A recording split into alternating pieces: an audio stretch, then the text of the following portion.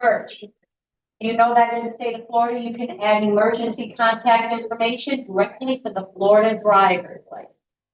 I came up with that concept in 2005 when my daughter was killed by a drunk driver on US 19 in Palmetto, and found out the horror of knowing that the national average before families are reached and notified in emergencies is 6 hours nationally. I came up with a concept to add emergency contacts directly to the license, and the state of Florida that we're doing it immediately, and is now free and available to everyone in this room and online. So it's called TIP, to inform families first. We have the information. I hope they have it posted online, and I'm thrilled to be here. Thank you. Thank you so much. That's a nice idea. Good morning, my name is Luciano, also known as Beth. I'm a community builder, advocate, and maternal health expert. Proudly with the Newtown Family Center Steering Committee, representing resilient SRQ and helping individuals in the community obtain information on how to provide services and programs, and also hopefully getting more of the community members involved with some upcoming events and helping us design our new center. Great, thank you so much.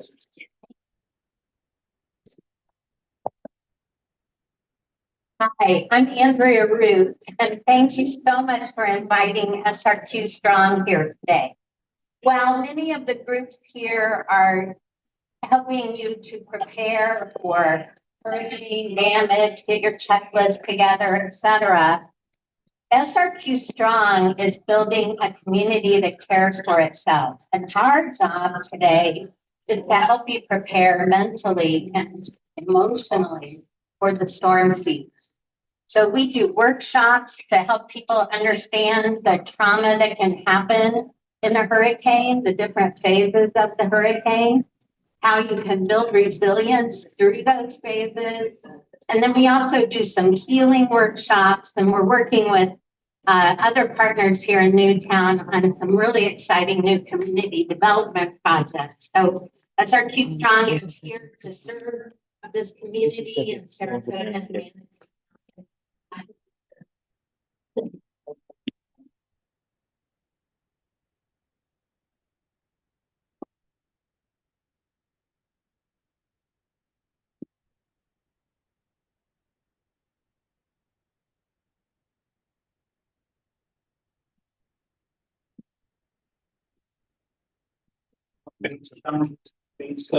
Citizens with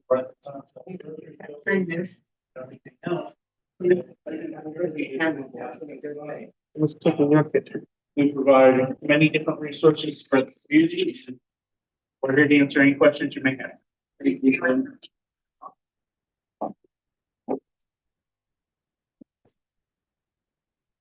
Good morning. I'm Carolyn Mason with Legal Aid of Minnesota.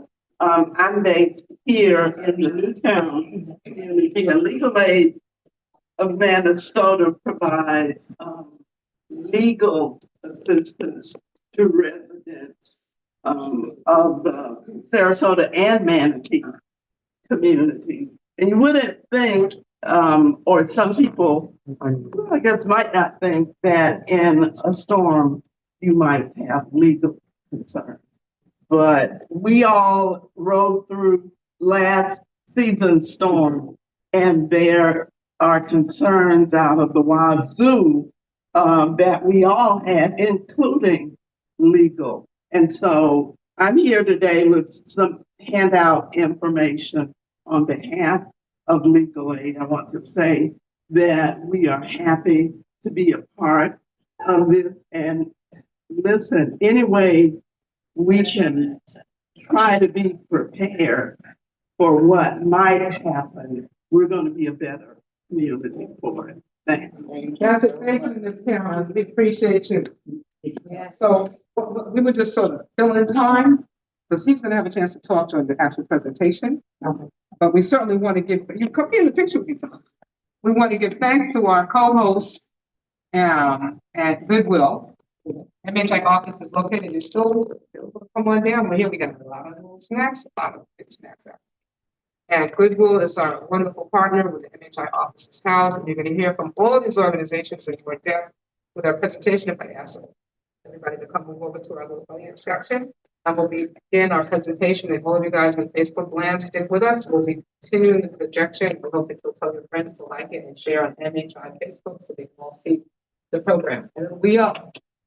This is stuff, and then you get your notebook out to take notes, then you can watch it again. Okay, so let's come on. Everybody over here, let's have a seat.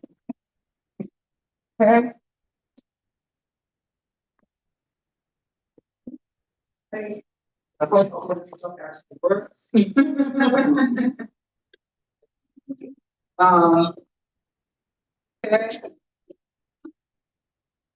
So come here. This time.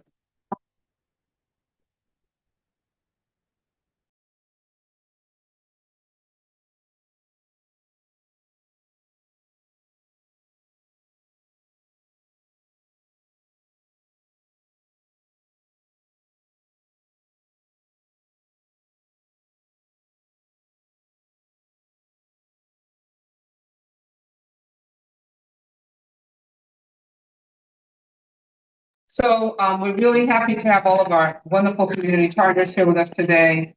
And on behalf of the community, and I just want to point out that MHI has been involved in doing community assessments and interventions with partnership with the community on what's important. Now, knows we've had many meetings in this Goodwill. We've done a lot of things, and a lot of things happened for the last 20 years. And one of the big things that I'm proud of is our environmental health. And that culminated in a collaborative 2 years ago. We brought all different aspects of the community, philanthropic, et cetera, into an entire workshop looking at the results of our surveys, et cetera, and the actionable goals that everyone felt we need to keep to work towards. Sharing our knowledge and holding conversations amongst all different levels of people. So this is part of that ongoing effort. We also talked about what can people do themselves so we don't feel so disempowered. Now we're in a time a lot of people are feeling disempowered. So we don't want you to feel that way. This is about feeling strong, feeling ready, and what can we do together? So self-reflect.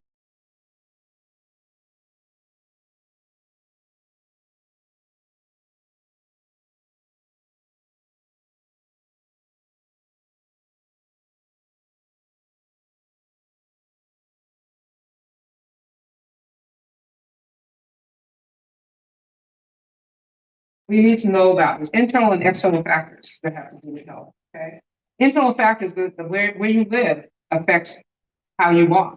And we know after the storms and things, one of the biggest problems is the moisture, molds, things like that. But there's also the chemicals that are in many of our homes, the adhesive, things like that. So if there's people with respiratory issues, maybe you need to look at the chemical influence in your home and get things detoxified. External factors, heat is the big thing now. For those who are in doubt about climate change, come be in Florida in August. That's all I'm gonna say. Okay, safety, air quality, water quality. Next slide, all of these things, okay? So my theme here, I don't know how many of you remember Mr. Rogers? Okay, doesn't that just give you a good feeling? Like, God, I wish we could bring back Mr. Rogers. So this morning, we're gonna have a Mr. Rogers-like moment, because we're gonna remember what Mr. Rogers used to say when the children were scared and bad things were happening in the world. It's like what his mother told him was, remember to look for the helpers. Okay, look for the helpers, look for the kind people.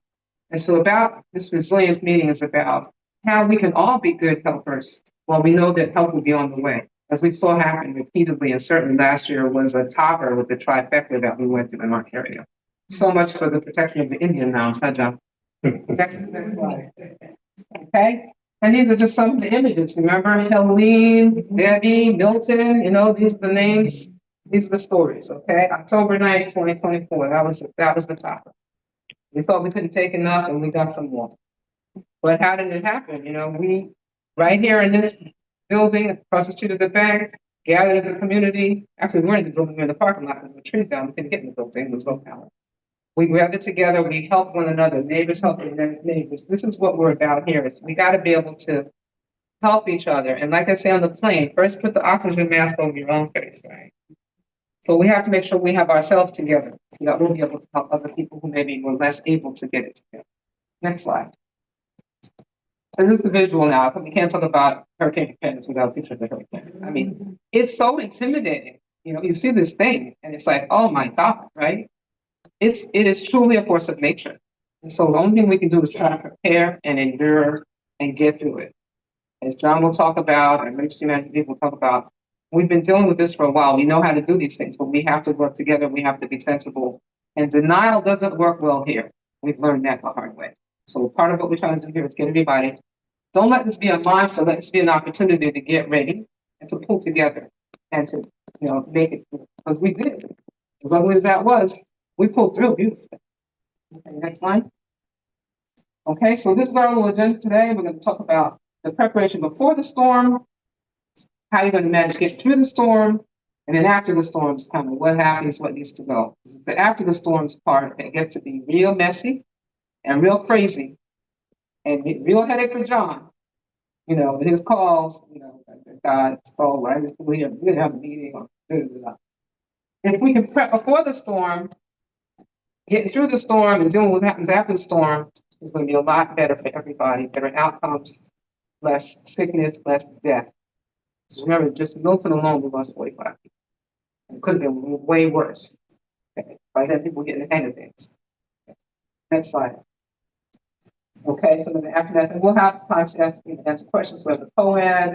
We'll talk about all these cool things. Okay, next slide. So I just want to point out the whole thing of environmental health really is a domain of healthcare and health study, because where you live, work, and play really defines your health. New language and the executive orders, I'm not able to use other words, but it's the same concept that, what I know as a physician is I can write all the prescriptions in the world, but if I don't think about where that person lives, whether or not they can get to the pharmacy, what's in their refrigerator, who's helping them, what their mental state is, all these other things, what kind of work they do, what kind of toxic exposures they may have, I'm not really going to help that person. So we look at environmental health because that's important. It's becoming something we're focusing on in terms of patient assessments. Next slide. Okay, and I also want to say even the AMA has made it a major issue, a policy issue about environmental health, the American Medical Association. So from a physician health standpoint, environmental health is very real. Heat is very real. Disaster preparedness, particularly for vulnerable populations, is at the top of all of our agendas, particularly now as resources and funding are being cut. Next slide. Okay, so on our Facebook, on our website, these are the little QR things that you can scan for our resource list and our preparation list. And if you could do the next slide, hopefully we'll come up on this one. This is an example. It doesn't come out very good of our little list of things that you might want to have ready. And we put together a $25 list from the dollar store as an example, so that people are scared. Well, I can't get a generator. Well, first of all, very few people actually need a generator. And those who need a generator, we're going to talk in a minute about. If you have a medical condition that requires electricity, you should go to a special needs shelter, where a lot of other things, can be there and you can be safe. There's a lot of problems with generators. If you go to a generator, you have to have good ventilation. You have people passing out with carbon monoxide poisoning. There's fire. There's all kinds of things with managing generators if you don't know what you're doing. But what you do need is a flashlight, some bleach to clean stuff up afterwards. Okay, and we have a whole little demonstration kit that I'm going to do at the end, and I'm going to have the speakers talk first. I do want to point out to those who have the cameras, you might see on a little display of kind of examples. We have a solar charger over there. It's pretty cool. A solar charging station. You can unfold it.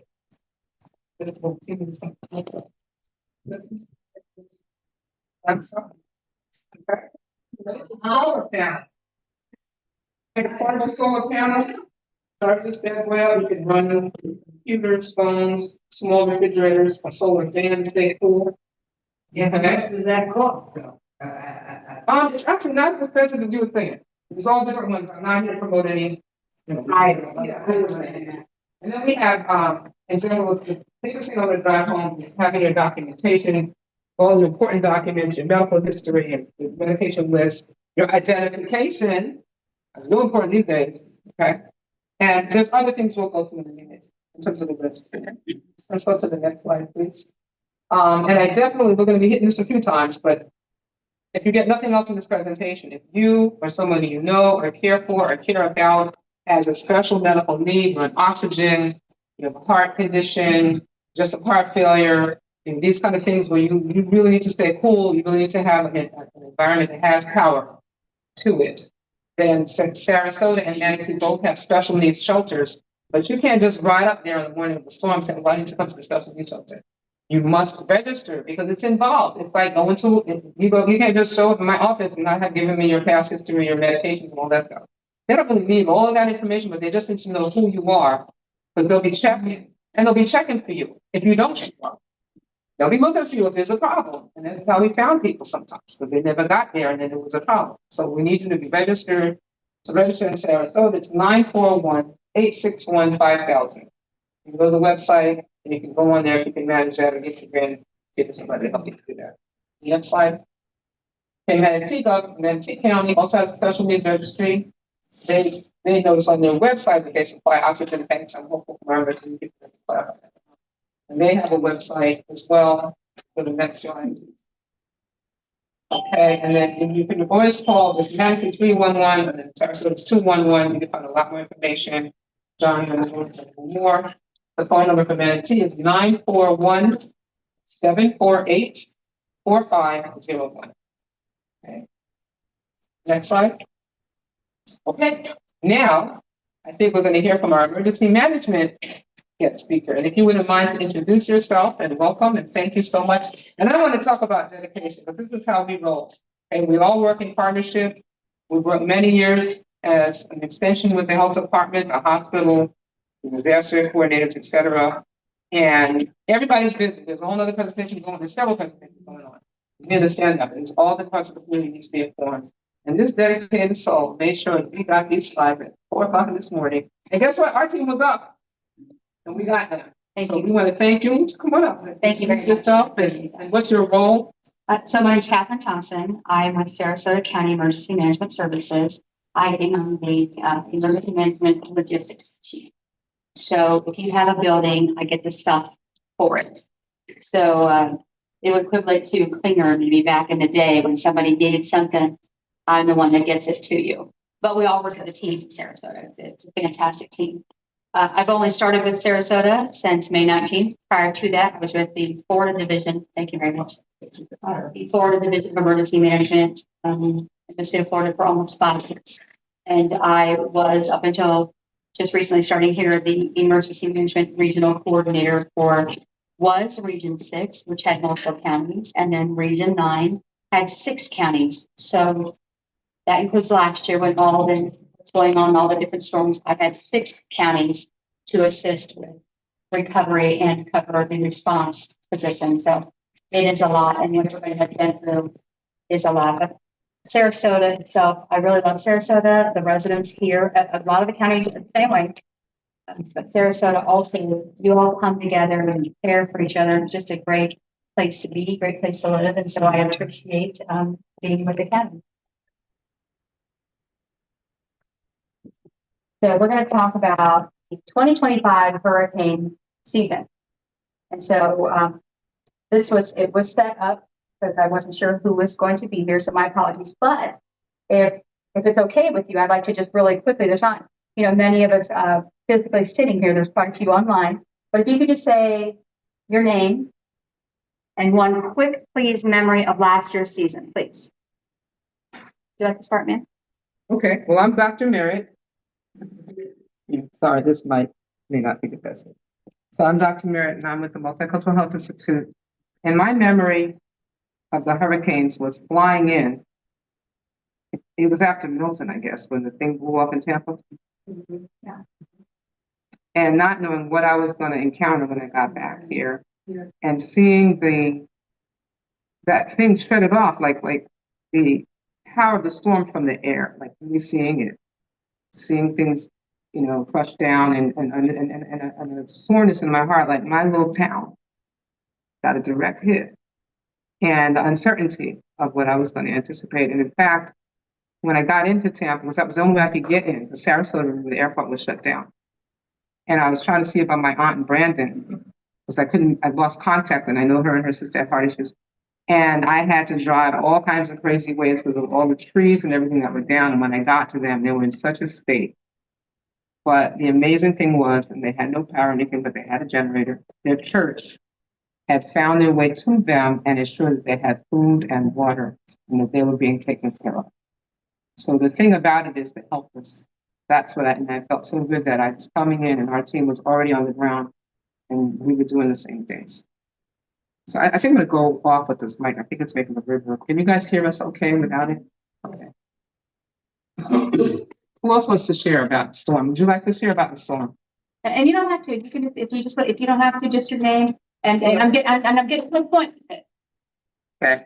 John, come on up. You can share. We just need you in front of the camera. No problems.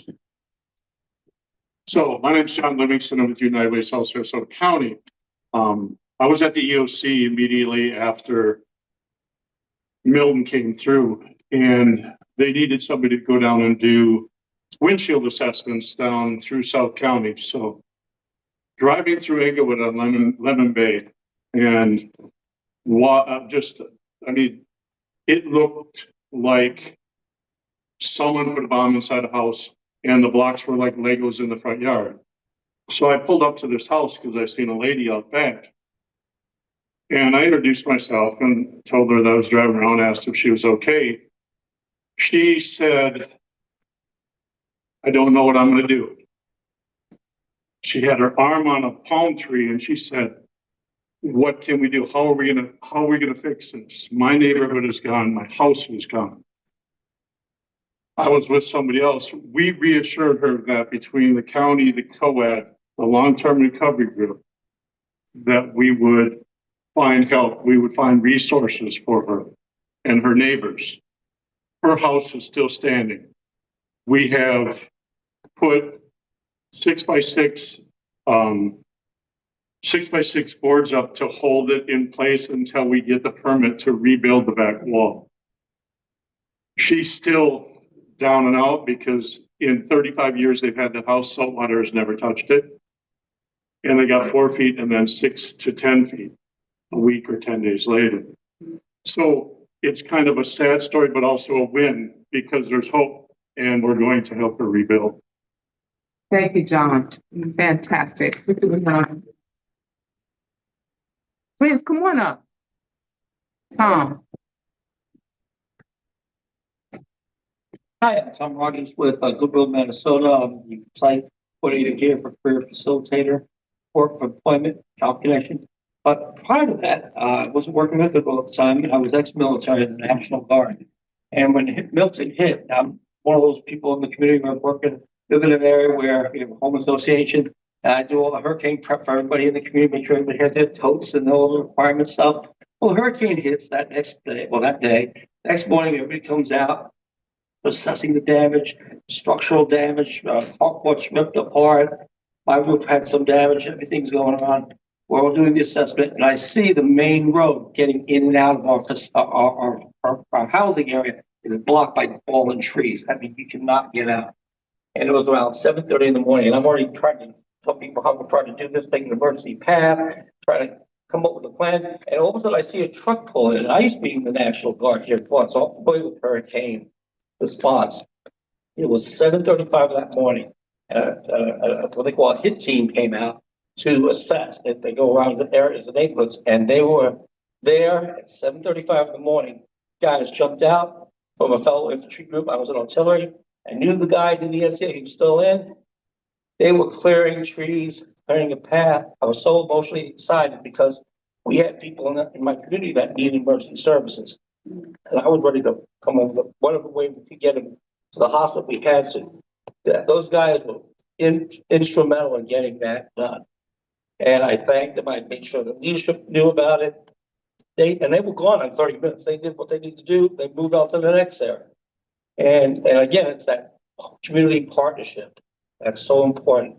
And making sure that you know your neighbor, like Mr. Rogers showed my last name, know the people in your neighborhood, not just for emergencies, on a regular basis. So that when, God forbid, if an emergency does happen, you have a plan and then you can help out someone. So I was really grateful for that. Good education moment for me. Thank you.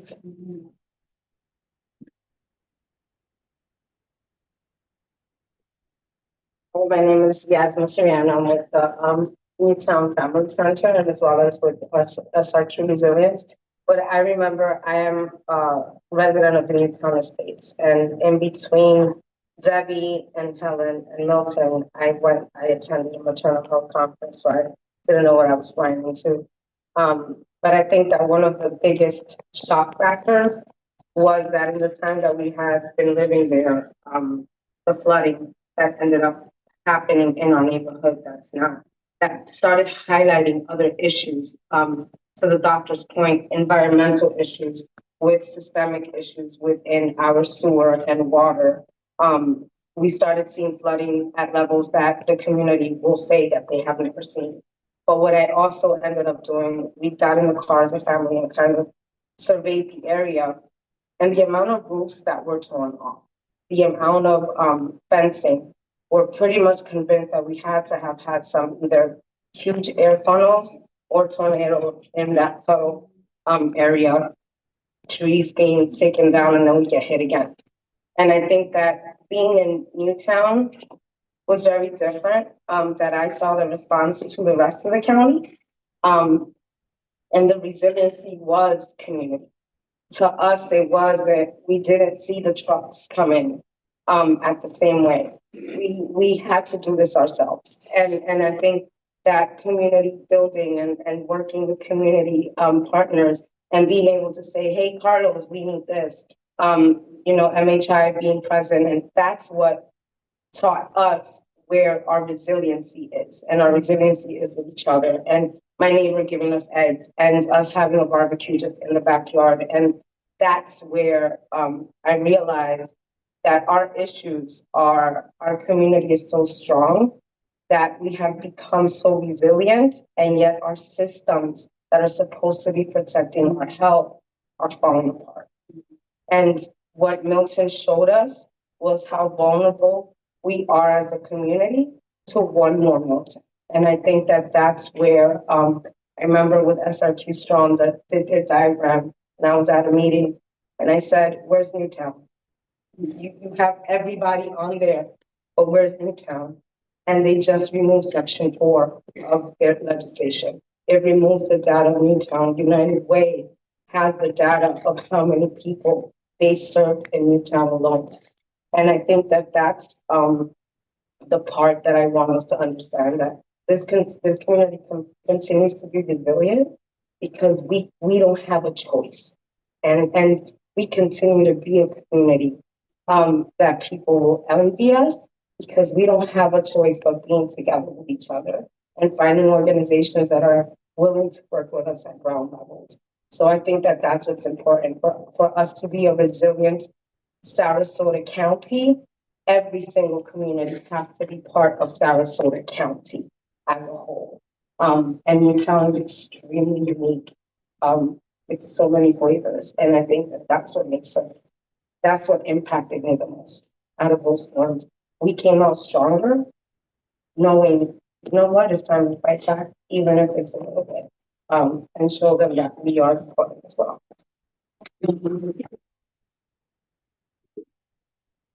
Does anybody else want to share I just want to point out, and I'm glad you brought up the issue about data. Yeah, we're in a time of suppression of information for sure, but be not afraid that MHI has been always collecting and generating its own data.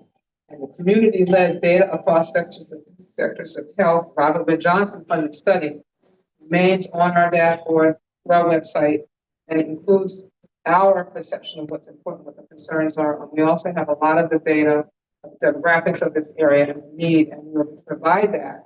John was very receptive, and some of the others, once they were aware, help ensure there's direct resources and bridge some of these historic gaps that don't need to be there anymore.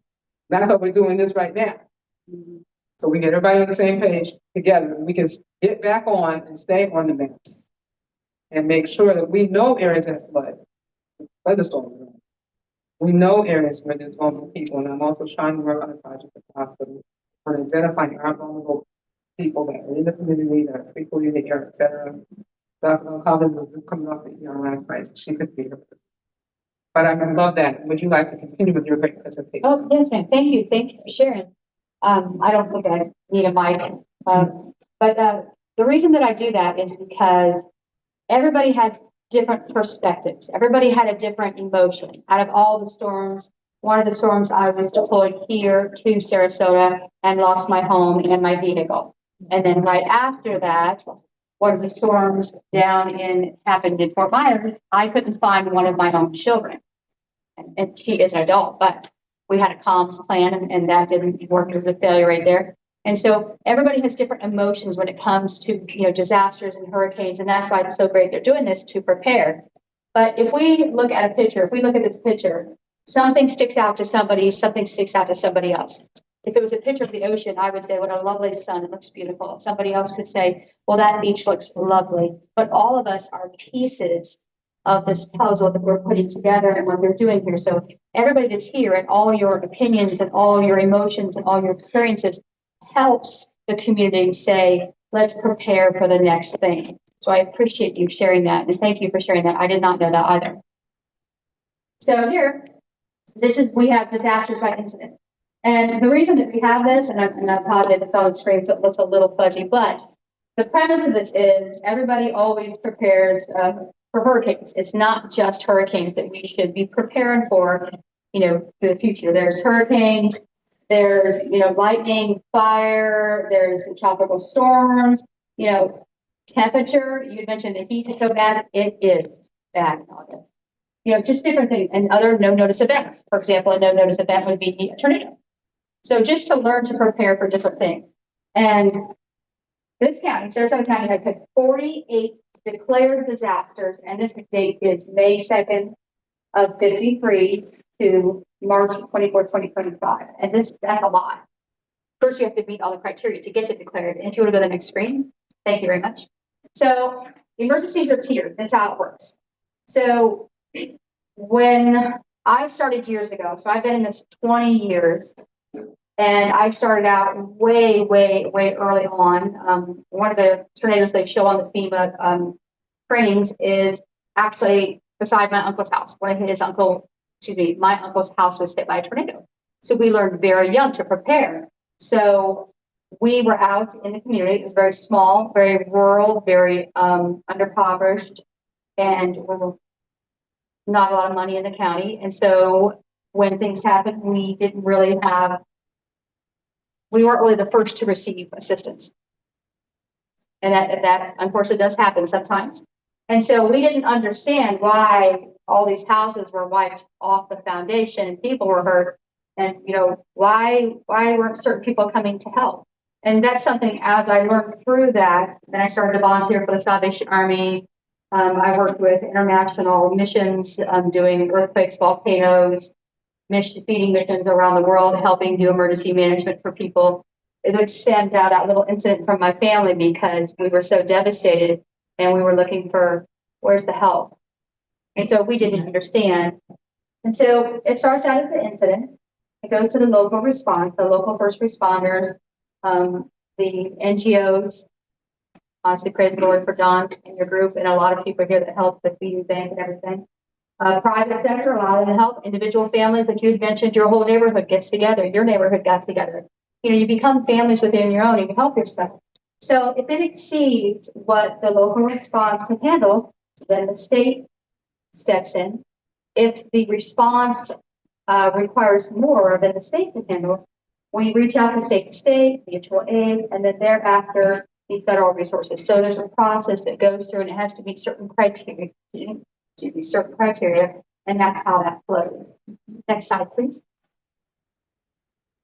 Okay, so we had feedback sessions last year, and a lot of it had to do, I believe, John, you're a part of that, correct? Yes. Okay, so what we did is we went to people, groups that helped and said, what went right, what went wrong, what can we do better? Because nobody's experienced it a year like last year in Sarasota County.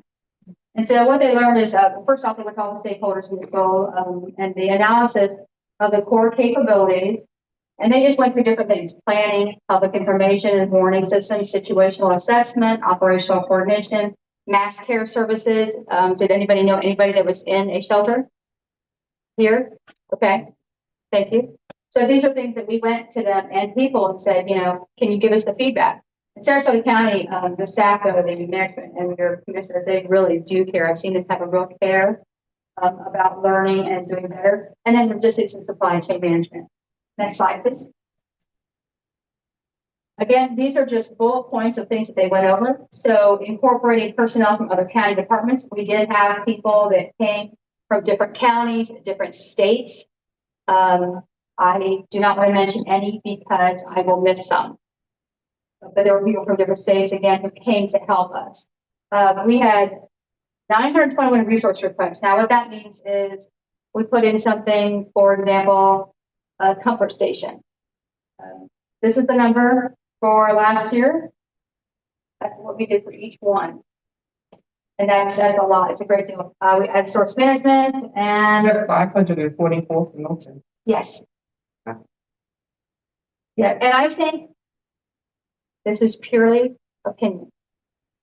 Because these were so close together that one could have been on top of the other. You know what I mean? Like we were still handling that on this and Milton came along. Yeah. So if you'd like to go to the next slide, please. Okay, and what we're working on this year and what we have contracts that some of these are now in place just as of last week and a couple we are still working on. So these are contracts to add extra EOC staffing. So for example, you've been in the EOC. I know that. Could you define EOC, please? Oh, yes, I'm sorry. Thank you. My apologies for the acronym, Emergency Operations Center. So that's where we all go together in the Emergency Operations Center building, and we have different sections, which I will go through, and it's where we get together and make the decisions. But not all those decisions are based off of data and information that comes up. So EOC staffing would be, I can imagine your job is very, very dense during a disaster, and you might need some additional help. And so that is what this contract will do. And so all of these had to go through different processes to be approved. Mass care, that would be the shelters to get extra assistance for that. Infrastructure, increased debris management support. Debris was an issue in every county. And so now they've worked on contracts to really help assist. And then storm surge messaging. As we could tell, and I'm not going to describe it as good as Jennifer Hubbard does, but storm surge is an issue. A lot of people focus on certain terminology. I will not speak to that because I'm not an expert. However, if you look up Jennifer Hubbard and NOAA, the whole group, they are doing a great information about pushing out messaging about storm surge. Speaking about messaging, one of the things that John knows I'm going to go here. We have a very multicultural population in Sarasota and Manatee. And the multilingual capabilities were non-existent. And we must do better this time going forward. And also the modalities. Using websites when the power is out, people don't have Wi-Fi. Does not work. As you see, a lot of what we do in our messaging is literally boots on the ground with flyers and bags of food that we're giving out at church congregations, key messengers that are making announcements. It's very much a verbal thing, but we're pretty good at Spanish and English. We used to be a little better with Creole, but we really need the county and the other information systems and the websites to have multiple languages and to not be told, well, they can go to the website, they can do Google Translate and translate the website, which is what we were told. So that's kind of not an acceptable option. Going forward, what can we do to make sure going in that we're better prepared, especially from the Spanish language standpoint? Because part of the issue is if people don't know what's about to happen, they get caught unawares. And that's part of what happened, especially with the first two. I hear what you're saying. And I know that there are some things that are being worked on, and that was definitely one of the messaging that came back. And so as for myself, I have been and am reading the AARs, which are after action reports. Okay. And as a new person stepping in, I can see the challenge. I recognize it. I know that Sarasota Comms Communications do a great job. There are a few things we are working on, but I will gladly take suggestions. You know, you have my contact information. It's an incredible asset. She's doing a lot of things. I think she's down in England right now, but she's a professional translator. Mm-hmm.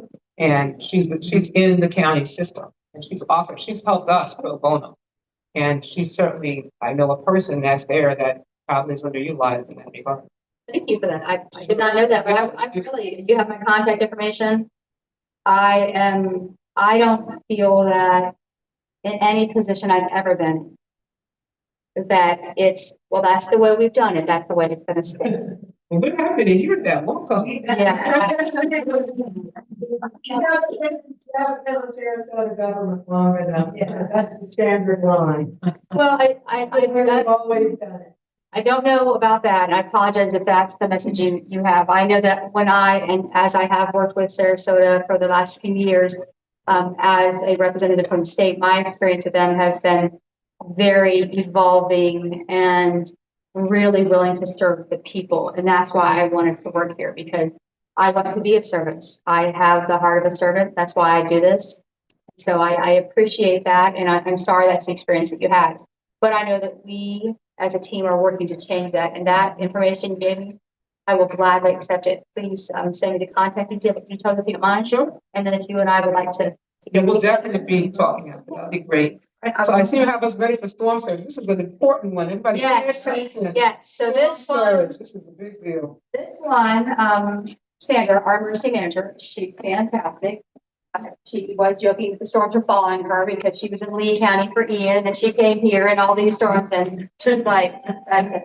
But Pinellas County had made this graphic and she thought so, but she pulled it for us. It is a great graphic. So this helps get a visual because maybe, just maybe, sometimes people hear storm surge, hurricane, evacuation, and they go, well, it's never hit me. It's never going to happen. May disregard it. You know, I have a husband who hears tornado sirens up in Ohio, still goes Italy time. So I may have somebody like that in my home. So this graphic is very good so that people can understand. So, and it gives you a visual. Some people are visual, they're like, oh my goodness, okay. So typically, I think it's cut off on the side, but it'll show, it's really hard to see, but that's just, I apologize. So it'll say up to 2 feet, and it'll show you the storm surge, 2 feet plus, 5 feet plus. This is above that, but it shows you if you're in level A, and this is your house, it gives people a very good image to say, you know, maybe I should leave my home. You know, maybe I should evacuate. And then level B, level C, level D. If something happens in level E, I think we are all in trouble. So, and see the bottom one here, how it's very helpful. That would be level A, B, C. And so it really puts a visual on that. And if you would like that graphic, if you email me, when you email the other details, I'll be glad to send that graphic back if you'd like to utilize it for your groups. Yes, ma'am. This is also an important point, though, because, for example, many town of states is doing X. So we're supposed to be a non-flood zone, correct? Now, last surges, everything that was happening, each storm, we kept getting more and more and more flooding. So I think and there were roofs completely that if you were to drive my neighborhood right now, are still taught. So the fact, like the storm surge is extremely important, but the fact it goes back to the infrastructure that I was talking about. I'm not too sure these X designations are going to stay X designations for much longer. And reevaluate them now. Exactly, they need to be evaluated because as of right now, if you look at the states who have a reservoir, who have parts, but that was all flooded out. You couldn't drive through it without risking your car. So whether it's a sewage issue, whether it's whatever the issue is, I don't think that some of these X designations are gonna not be a level E at some point or a higher. They might be designated to give people the sense of we might need to, especially our medically fragile seniors. I think that they do take advantage of the fact that I live in an X designated zone. And I don't think of maybe going to one of these medical shelters because I'm in a non-blood zone. And I think that that's a misconception and something that needs to be looked at because these past thunderstorms that we just had, we all suffered flooding. And I took a picture in the recording of what a little bit of rain did to just my little side street. And I had to tell my kids we're not driving because I'm not even gonna go to the school. Yeah, I think that's a very good point you bring up. The thought is that it's like coastal, people think that they're not like on the water, it's the problem. But inland, there's water everywhere in Florida. There's creeks, there's lakes, and the other issue was, and I'm sure you, lots to learn. We've always had an ongoing challenge with the stormwater drainage maintenance and the drains being blocked up. And that's part of the challenge, and that's why we do a whole cleanup on Whitaker Bayou every year to just, because that bayou is where the thing drains to and comes out, but if that thing is blocked up. But we need to sort of move ourselves along here a little So bit. I hear what you're saying, and I'm not in charge of reevaluating, but I could see with what has happened that there may be some of that going on. I'm not privy to that yet, but I definitely would agree because X would, indicate I'm fine and you're right. So I'm sure there's a discussion going on with that. And they're very responsive at the emergency management. If you have a question to send something in, that would be my suggestion also. So where would they send that to, please? I do have some contact information for you. Okay. And then on the back of these right here, I have the guides out there. Yeah, let's show that for the camera people. So here is, here's the preparedness guides, but it also has contact information. And below, that's where you make sure you sign up for alerts. Let me turn around so you can see the front. Yes, ma'am. It looks like it's an emergency preparedness guide. Are these at the library? They're right here, but also you can go to Sarasota County Emergency Management Facebook page. They're very good. They have a lot of information on there, and these QR codes are on there. Excellent. So, for example, if you cannot get one of these guides, all the information on the guide is on the Facebook page also and the website. Thank you so much. That's Sarasota Emergency Preparedness. Yes, ma'am. Facebook. Okay, great. Now you have time. Okay, so this is the outlook for this year. So it's just an outlook. Doesn't mean it's going to happen. So we have a 60% chance of above normal, but 10% below normal. So this is just our probability, and I'm sure you guys have probably seen that. So it hasn't happened yet. So Well, but it's more likely than not something's going to happen. That's a 90% probability of something. Okay. And here is the list of names now. Oh my. May I ask a question? Yes, ma'am. I'm just looking at the term norm. And I'm wondering what that. I do not know the measurement to which they use the word normal because there is more on that, and that is a great question. We just went over that yesterday with Jennifer Hubbard again. If you go to the NOAA, they have a set of standards because you're kind of like, what's normal? Yeah. What's the standard by which they're comparing it to? So yesterday, and I won't get into it because I don't want to keep your time because it's valuable. If you go to the website, they'll show you from this time period, this was what typically happened. From this time period, which includes this year, this is what's typically happened. So my assumption, without seeing, their static data, where they got it from, that would be my assumption. But she really dove in deep yesterday, and it is on their Facebook page. It's really great question, and I would look at that. Thank you. Okay, so hurricane season. We are in it. We are in it. Options for family sheltering. This is a thing that most people don't know. Sometimes your insurance coverage will pay for a hotel in a reimbursement process. So check your policies. All shelters open at the same time. All are pet friendly. Are you prepared? Is your family prepared? If I can hit anything home, are you prepared? You go to the next screen. Okay. Do you have your stuff together? Like she had mentioned, documents. There's something that I suggest people do. It's not a requirement. It's not any paperwork, but I have a flash drive. I have my documents together, but I also take pictures. I take pictures of love letters my husband wrote me. I take pictures of family pictures, things that are important to me that I would be upset if it was gone, which is good because last year, like I said, I lost my home. So luckily I have those photos, documents. So again, just a flash drive. I put it in a bag. If that's something that you would like to do. Next one, please. Okay, so that toiletries, comfort items, clothing, medication. That's the other big one. Let's talk about medications. I can speak to that. I was just trying to be cautious. No, I appreciate I'm very that. sorry. Yeah, no. So two things about medications. So at one point, when there's a declaration, and you have to watch this because it's per storm, you can, and you have to walk this up to your insurance company and your, pharmacy, you can get medicine. Ahead of time. Yes, ma'am, ahead of time. So it all depends on the declaration. And just speak to your pharmacy. They know because they're waiting to take care of that. Something else I learned, one particular pharmacy that had multiple different states, when there was a impending storm, closed, just speaking very lightly on this, closed some facilities and maybe didn't have the messaging for people. So people, Trying to get the prescriptions and couldn't get their medicine. yes, ma'am, thank you. Yeah, I know, we were there trying to help get around that. Thank you. And then here's the guide. Next page. Okay, so activation levels. These are just activation level 1. That's full activation. That is, I don't know how many months of last year, to be honest. At the state, I think we were almost 10 months in full activation. Does anybody know what activation level we're in right now? Honest, right? I'm sorry? Who said 2? Yes, you're right, 2. Yep, because we're still activated, still doing, it's just a document back for you. So it's just a change for you. So in a normal day, nothing's happening, but we're prepared to go. What level are we in?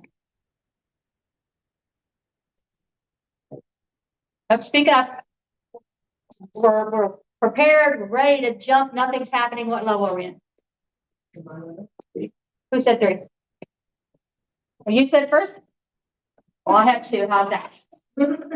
Okay. Operating under normal conditions, as needed, notification will be made to appropriate level agencies. Okay, so this is our EOC, Emergency Operations Center, and they are changing it. So fire will be beside us. Visitor parking was over here. We had to park, go in here. It is a smaller facility. So this is. So it's off a Cattleman near 75 and. Yes, ma'am. This stuff. Yes, ma'am. And there are people who will take tours of it. So nonprofit groups, you know, That they'll. is a little too technical. That's okay. Yes, ma'am. You go there. That's all right. So it's a lot of people who do a lot of things. Right. And this is just like org chart. You could pass that. But we will have all this information available for those who want to know. Yes, ma'am. Details. It's logistics. Yep. And I don't need to speak to this if you don't want. And what's the general on Okay, logistics? so during gray skies, and we call gray skies whenever we're activated, blue skies means level 3. I become the logistics section chief. So my job is logistics officer, logistics section chief. And then we have the logistics A, we have supply logistics, we have all these people below us, fulfillment, support, communication, and then we have the operations branch. So we all work together as a group, but we have specialties that we do. And that is it. Yes, you appreciate it. Quick question, just something curious, right? In terms of communicating to the public. I see the level that you listed, level 3, you said level 3 is the least. And level 1 is the highest. Yes, sir. Level. Why, when you communicating down to the public, is it now somewhat disconnected? They do communicate to the public, so Public bottom, communication, say we are level 1, right? Look like nothing good. And the level 3. So like, why the upside down? oh, I understand. So what I hear you saying is, Yeah. in a normal world, Yeah. even when I first came in, level 1 would be, you know, the opposite. I agree. Level 3 is a higher number, a higher capacity. Yeah, I do not know who made that, sir, but I understand the question. just curious. Yes, I've always wondered that too. You may know. I kind of know a little bit because I work with emergency management, the National Guard. It follows the DEFCON military standard. Ah, that makes sense. 3, 2, 1. So that's okay. That's Yes, it. exactly. So this is a warehouse, what's this warehouse? Oh, yes, I'm so sorry. I cut it back because I was trying to be cognizant of this time. So this, and for me, this is great. So, all of the cots, like the medically dependent cots, those things, John, you've seen, they're huge. And there were so many of them. So this is where they had the warehouse. So our logistics team, they worked so hard. All this stuff was up here. And there was one spot here, 2 doors, that they had to take all of the supplies from there, bring it to this one point of entrance and exit with a forklift to bring it down, take it up, bring it down, take it up. And so they have, if you want to go forward, this is how tight it was in the upstairs. These are all the big heavy cages for the evacuation centers. They would have to push them all from the one side down to that one point, use a forklift up and down the whole time. And so if you go forward, this is the new warehouse they just built. And towards the end of this month, we will have, I don't know the exact date, I know they're walking that out. We will have the keys for that. So this will be so much easier and more efficient. Yes. Yes. And this is the inside of it. So this is some different staffing. Yep. Okay, so could you just quickly talk about the in the emergency centers for the medically fragile? That's kind of what I want to know. So there's a doctor, a nurse, Yes. pharmacy, I oxygen. don't know about pharmacy. You have to bring their own medicines. Yes, ma'am. That's what I'm trying to ask the question. Oh, okay.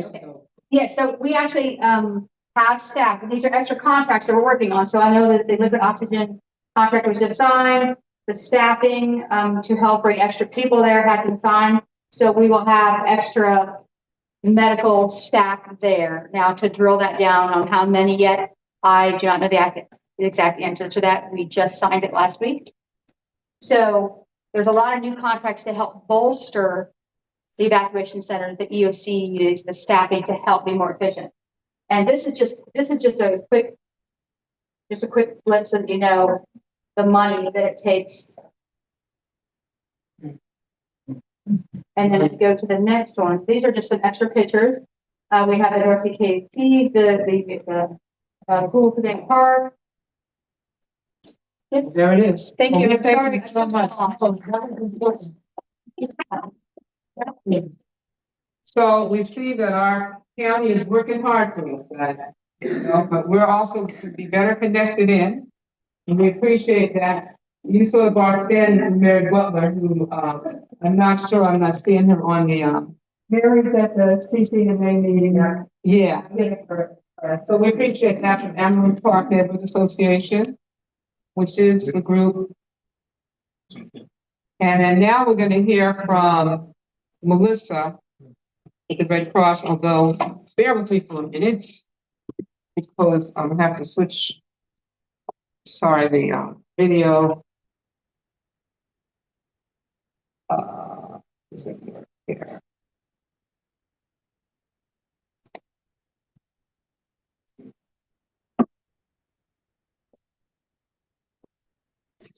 Because the link is open.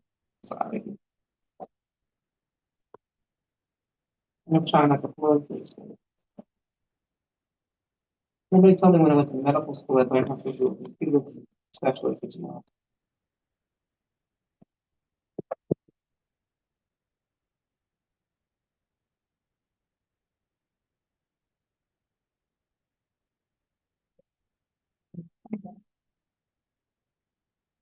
Some of these slides will come up. And here we go. Let's see this way.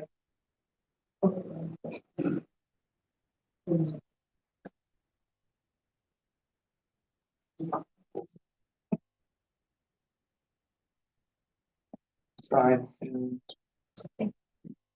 Multiple approaches, I cannot stress enough the importance of being prepared. As a native learning myself, I understand the mentality of I'm sorry, could you guys take a conversation at your got right. And so get yourself a preparedness kit. Insert things like a flashlight and extra clothes and important documents and contacts and information that you need possibly. And some of you just have the great.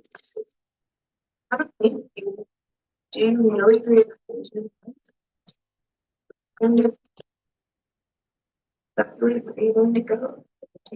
Support the others. One of the things you're doing now for it that stuff actually comes. Download free access to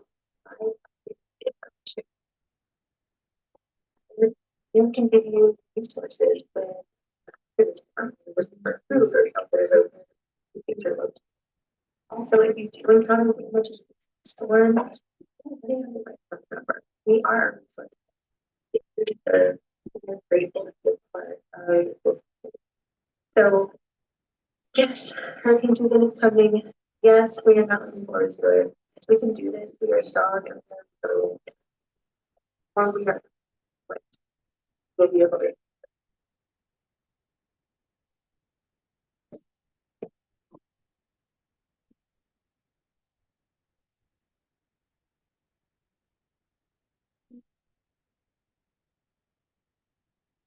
Okay.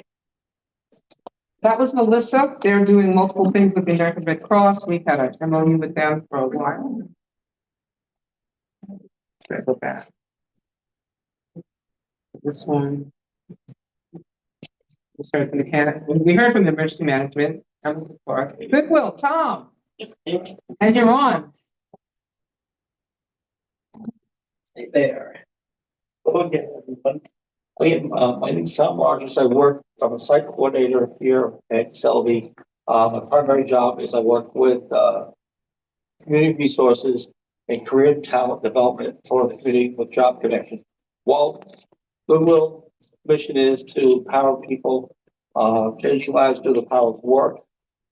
That's our primary focus here with helping with the community resources. We also help out with community employee access Florida. Our community people come in. We have them come in on a regular basis. We have our regulars, we love seeing them. We establish a rapport with everyone, and they have access to our computers. We provide assistance with services, whether it's social services, assistance with applying or reapplying for SNAP, Medicaid, other kind of resources, if they need assistance with obtaining identification. And we get to provide the actual resource directly through our organization. We can direct them and link them up with other services. And we have very good success with that. One of the things that we like is also we get a lot of referrals from Unitedway.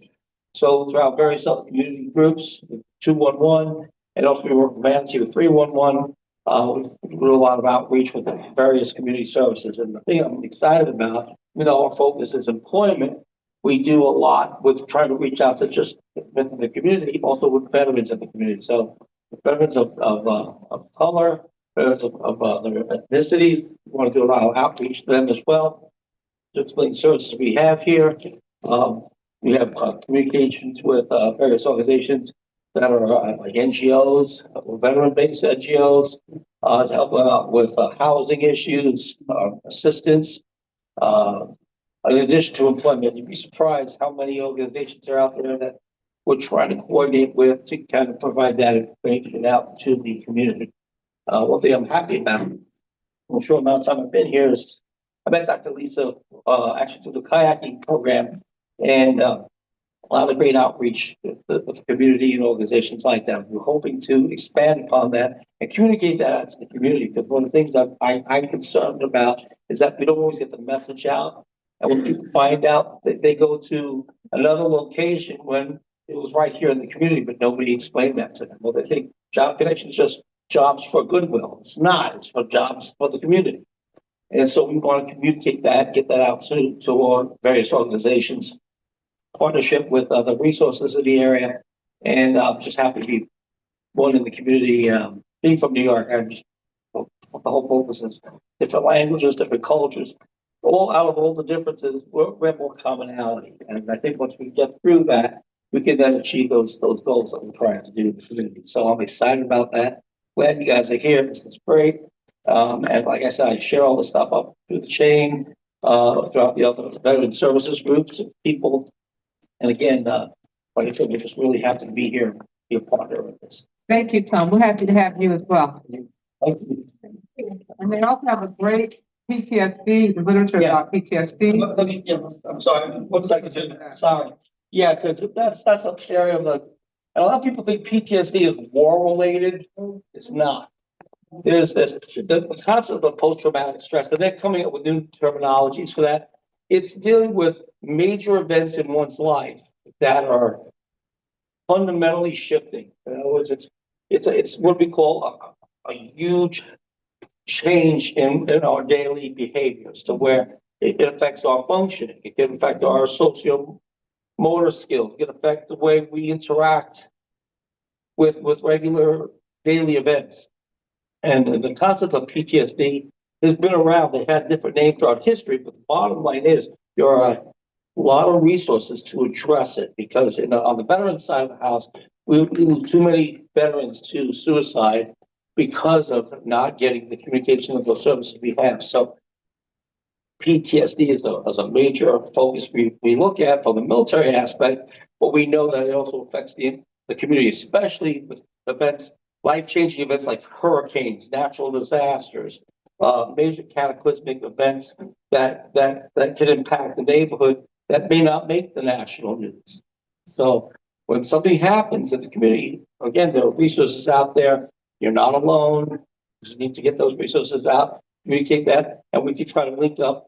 We have a really good rapport with the local VA here in town, CBOC, it's in Bay Ridge, and a lot of good social work programs there.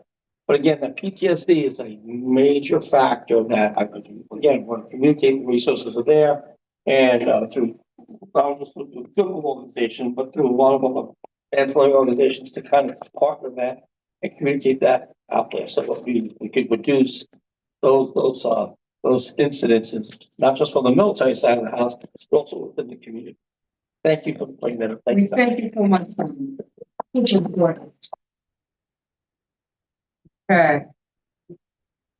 So, this is just gonna be our backup. I don't think we have any more slides. How's everybody feeling? We sort of started a little behind, but had a lot of information. It's great that you came to go with that. Are we okay with continuing on? Not bother with the break, right? So I'd love to bring up our other superhero of the morning, and let him talk a little bit about the coach. Are you up for that, John? Sure. All right, so we're gonna switch slides. And I'm gonna ask if you wouldn't mind to introduce yourself to the group, please. If you could stand close to the screen so we can get to look at that. Ta-da! Yes, column A. My name's John Livingston. I'm with Unitedway South Sarasota County. We are the entity that houses the COAD, which is Community Organizations Active in Disaster. People don't understand truly what COAD does. It's a convener, it's a collaborator. We try to reach nonprofits, small business, churches, any entity in the community that is involved within the community. So if you want to switch to the next slide, please. There's different phases that we go through in the COAD. There's a mitigation phase. We do public education, awareness. What hazards and what are the vulnerabilities? How do we improve upon the problems that we see? Preparedness phase. What happens during a national emergency? What communication plans do we have? Do you have a response plan? Do you have a COOP plan or a continuity of operations plan or disaster plan? Not just for business, but what do you have at home for your personal? I know this adage, and it's been talked about, you have to prepare. Well, I'm of this adage that if you're on time, you're late. Okay. So June 1st was a few days ago. You're not ready. You're late. You're late. So it's these plans are guidelines. If you go through a plan and you have a plan and you go through the plan and you follow it strictly based on what it says, it's not going to help. It's a guideline because we never know what's going to happen. Even if the hurricane, we don't know where that hurricane's going to end up. Good example, Milton last year. Ian 2.5 years ago. Tampa. I was waving at Tampa going, man, I wish you guys all the luck in the world. Oops, right turn. Milton came, the eye came right over my house in Parrish. Was I prepared? Absolutely.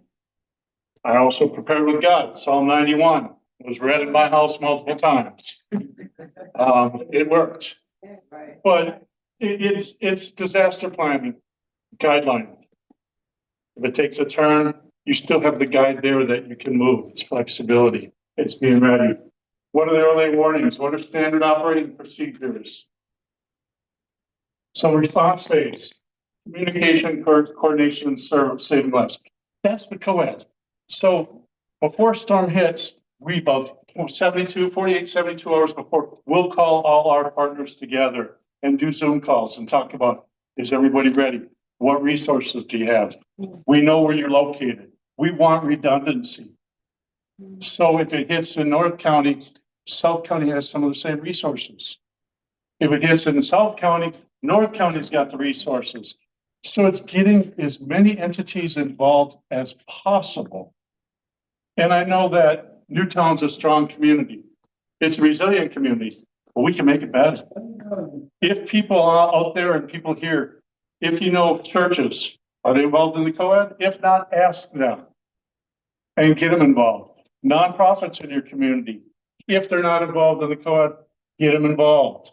It can only help the community grow stronger, better, and more resilient. If there's small businesses that help the community, get them involved. Ask the question. If they want to find out how they can sign up, send an email to info@uwssc.org. If you want to join the COAD, we need to get more people in the community. It takes a village, right? Sarasota's the village. Let's get everybody involved. So, and then recovery phase, restoring telecommunications infrastructure, improving life recovery, rehabilitation, and other services. So the COAD is immediate after the storm. We pulled together all these entities. We have calls. I think there was 65 different entities on the calls after Helene and Milton. And as time goes by, we were doing it every day at noon. And then we started to go every other day a few weeks in, and then twice a week. Because people were starting to recover. People were starting to go through the process themselves. And that's when long-term recovery kicks in. And Unitedway is the long-term recovery group of Sarasota County. So we transition out, the COAD transitions out into long-term recovery. But then in the background, we start talking about what can we train people on? What went well? What didn't go well? What do we need to put out there for everybody to become better again? And not forget. So I guarantee you from the early 2000s when the storms came until Irma, the COAD was doing well and it started to go down. It started to go down, changeover. People weren't involved. There was nothing happening. People got lethargic. People got forgetful. People forgot what it can do to your community. Irma came, poked the bear. Even the county went through this whole thing and spent a lot of money trying to figure out how they could be better. And then Irma went and it started to waver a little bit and we got woken up a lot quicker this time. So it's about keeping people engaged. The COAD is about keeping people engaged, keeping people on top of their toes, letting them understand what the different things can do if you're aware and you're prepared and you're involved. Next slide, please. Again, the four different, we got preparedness, ongoing, every day of the year, blue skies, gray skies, we're still preparing. Short-term recovery, I talked a little bit about that. Intermediate recovery and long-term recovery. There's no set, okay, in 30 days, we're gonna do this. In 25 days, we're gonna do this. It's how it ebbs and flows. How much devastation was it? How much work needs to be done? That's what determines it. How well and how resilient is the community? The more resilient they are, the faster these phases go. The less resilient they are, the longer these things take. Again, your records, your insurance, all these different things. And the biggest thing, again, and I'm not going to say this, but maybe 5 more times, the involvement of the nonprofits, the churches, the for-profit, the small businesses. They're the ones that you look at in your community. They're the ones that be on the calls that get the information to bring down to the communities. Can't say it enough. Again, press that button, push that button, ask the question, are you in the COAD? Why not? Yeah. Be a little pushy. It's okay. It's for the better. John, I will say that you have been so incredibly receptive and responsive. And that's not always been the feeling. So people didn't feel welcome or heard if they did show up. What I would say, and I would say, one of the examples was, it was so beautiful when I forget which storm it was. and FEMA was on. They had just come, I think, at the beginning of it all. And Mary was on, and Mary was able to speak to what was happening over there in that neighborhood over there by Coconut, in the backside of the bayou and all, and it was completely not yet recognized by the county. Right. And because we had social media, whatever, we were able to connect her in. We were able to get, FEMA came right out and they went there that day and began the assessments. It was impassable. But that's the way this thing can happen, because she was able to give the information and then we were able to get the direct attention and the direct resources. You're absolutely right, Dr. Barrett. So the other part of this, and I'll reiterate what she just said, is that through these community organizations, we learn faster of what's going on. We learn faster of what the needs are. We learn faster of what resources are needed. I'll tell you that, and I told the story earlier, that right after the storm, I'm not a sitter. I don't mind going to the DOC, but I'm not a sitter. So I volunteered to go do these windshield assessments. And I drove through everywhere. I mean, from mobile home parks here, all the way down to Lemon Bay, all the way out to Northport and everything. And brought the information back, pictures and information brought back to the county, so then they could send folks out to go in there and do a deeper dive assessment to help figure out and quantify what the needs truly were. Just what you just said. It's amazing what can be done when we work together, but if we don't know, if you're not involved and we don't know, we can't do anything. So again, I'll say it takes a village. We all need to talk. We may not have to like each other, but we need to talk. Next slide, please. From disaster to recovery. If you look at this, your warning anticipation is 3% of the time. Your impact and rescue, your aftermath and assessment is 5%. Your relief response is 8%. Your short-term recovery is 7% of the time. Your long-term recovery is 70% of what happens. We're part of the long-term recovery group, Unitedway. We are the long-term recovery group. We're still rehabbing Ian houses. Ian houses are starting to decline. And Debbie, Irma, and Helene are starting to come up. It's planned. We figured it'd be about 3 years for Ian when we first started, about 3 years. It's been 2.5, a little over 2.5. And we can now see kind of the bottom part of it. But then as Helene, Debbie, and Milton, it's only been 6-7 months. People are still figuring out insurance. They're still figuring out things. That's starting to bubble up. And as the disaster case management program comes into place August 1st or 2nd, then that will bubble up even farther, because a lot more case managers will be involved. A lot more recovery efforts will be involved as far as long term. Yes, ma'am, you had a question. Well, I'm just a regular citizen here, and you're using acronyms that I don't recognize, like EN and all these. That's the hurricane. Hurricane Ian. Oh, okay. I just was trying to understand. Yeah, he was referring to the storm. Oh, okay. That's all. Yeah. Yeah, you know. The only acronym I used was COAD. I'm not that smart, so believe me. It was Hurricane Ian, Hurricane Debbie, Helene, and Milton. But the long-term recovery, I was talking about that. Again, we're looking at resources from within the community of people that are still hurting. We are getting COAD members that still come up to us and say, hey, I've got somebody. We got the counties. We've got somebody just from. I'm not understanding why these people haven't known about the resources sooner. So we're looking at how we can be better at getting the communication out there to let people know we're here for you. We'll walk you through any legal problems. We'll walk you through FEMA. We'll walk you through insurance. And then we'll walk you through getting your house fixed, whether I schedule it to be done through our volunteer program or with general contractors, but we're going to figure it out. Yes, ma'am. I think that having been a community member and there's multiple community meetings, navigation meetings, home visiting sites, home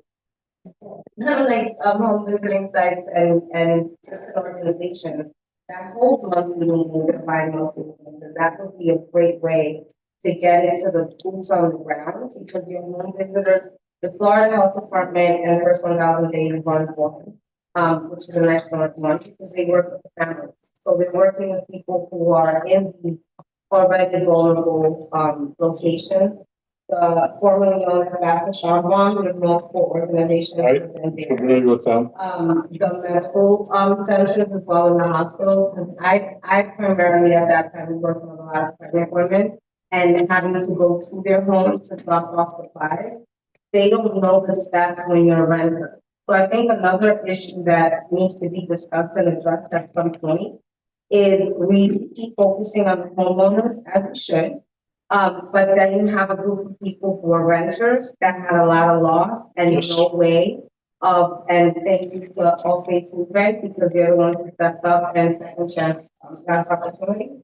But in reality, that's where, the community comes in as well. So hearing your information, and as somebody in the community, I actually didn't know all of this till Mary did what Mary did. And then it just trickled down the line of information. And now SRQ Strong. But you're absolutely right. And with Unitedway South Sarasota County, we also have legal aid. So when it comes to renters, it seems like a lot of them will need the legal assistance, because what's happened, and I'm not going to any names or anything, but the storm will hit where they're renting, whether it's an apartment or it's a house, will be damaged, and the landlord puts them out for no other reason than it's damaged. I don't want you in there ruining it anymore. So all those things come into play. You're right. And I'm going to tell you what, after I get done speaking here, I'm going to give you my card, and you can let me know all these things, or send it to info@uwssc.org. And we always are looking for places that we can bring the COAD forth to get the information out of what we can do together as a community. One more minute? Okay, so Sarasota Community Organizations Active in Disaster, COAD. We have a leadership team. What we work on is preparedness, short-term recovery, intermediate recovery, which could be weeks and months, long-term recovery, months and years, which I was just talking about Ian for about 3 years, and it's been 2.5. We develop COOP or disaster plans. I've been to multiple nonprofits and small community places and helped them. I have a template. I hand it to them, we walk through it, and it's plug and play. What doesn't apply to you, you delete. What applies to you, you fill in the gaps. It's really simple, real easy. We do tabletop trainings for our partners. We are, like I said earlier, we're a collaborator, we're a convener. We want people to get together. We want people to talk. We want people to know each other, to learn about each other, and become partners and friends. We share resources and gray skies. That's our calls. We build community resilience through partnerships. And then when all these things are done, we switch over to long-term recovery groups. And we have a leadership team. We have case managers.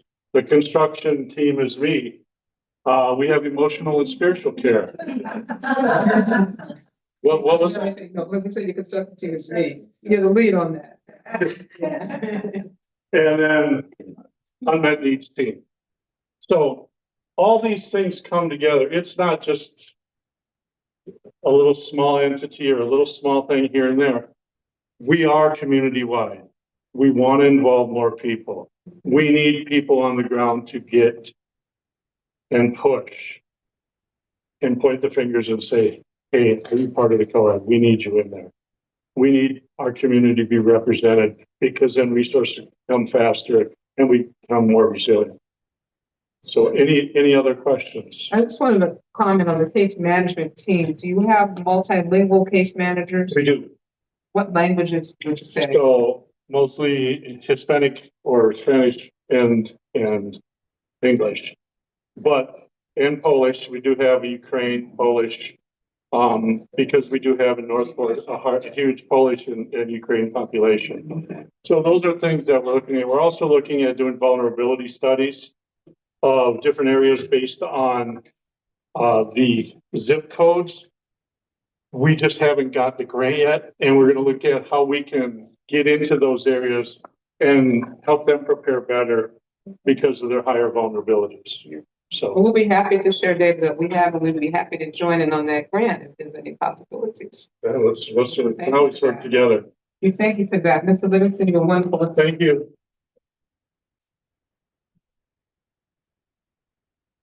So I want to just take 1 minute, just all the rest of the stuff, which is great.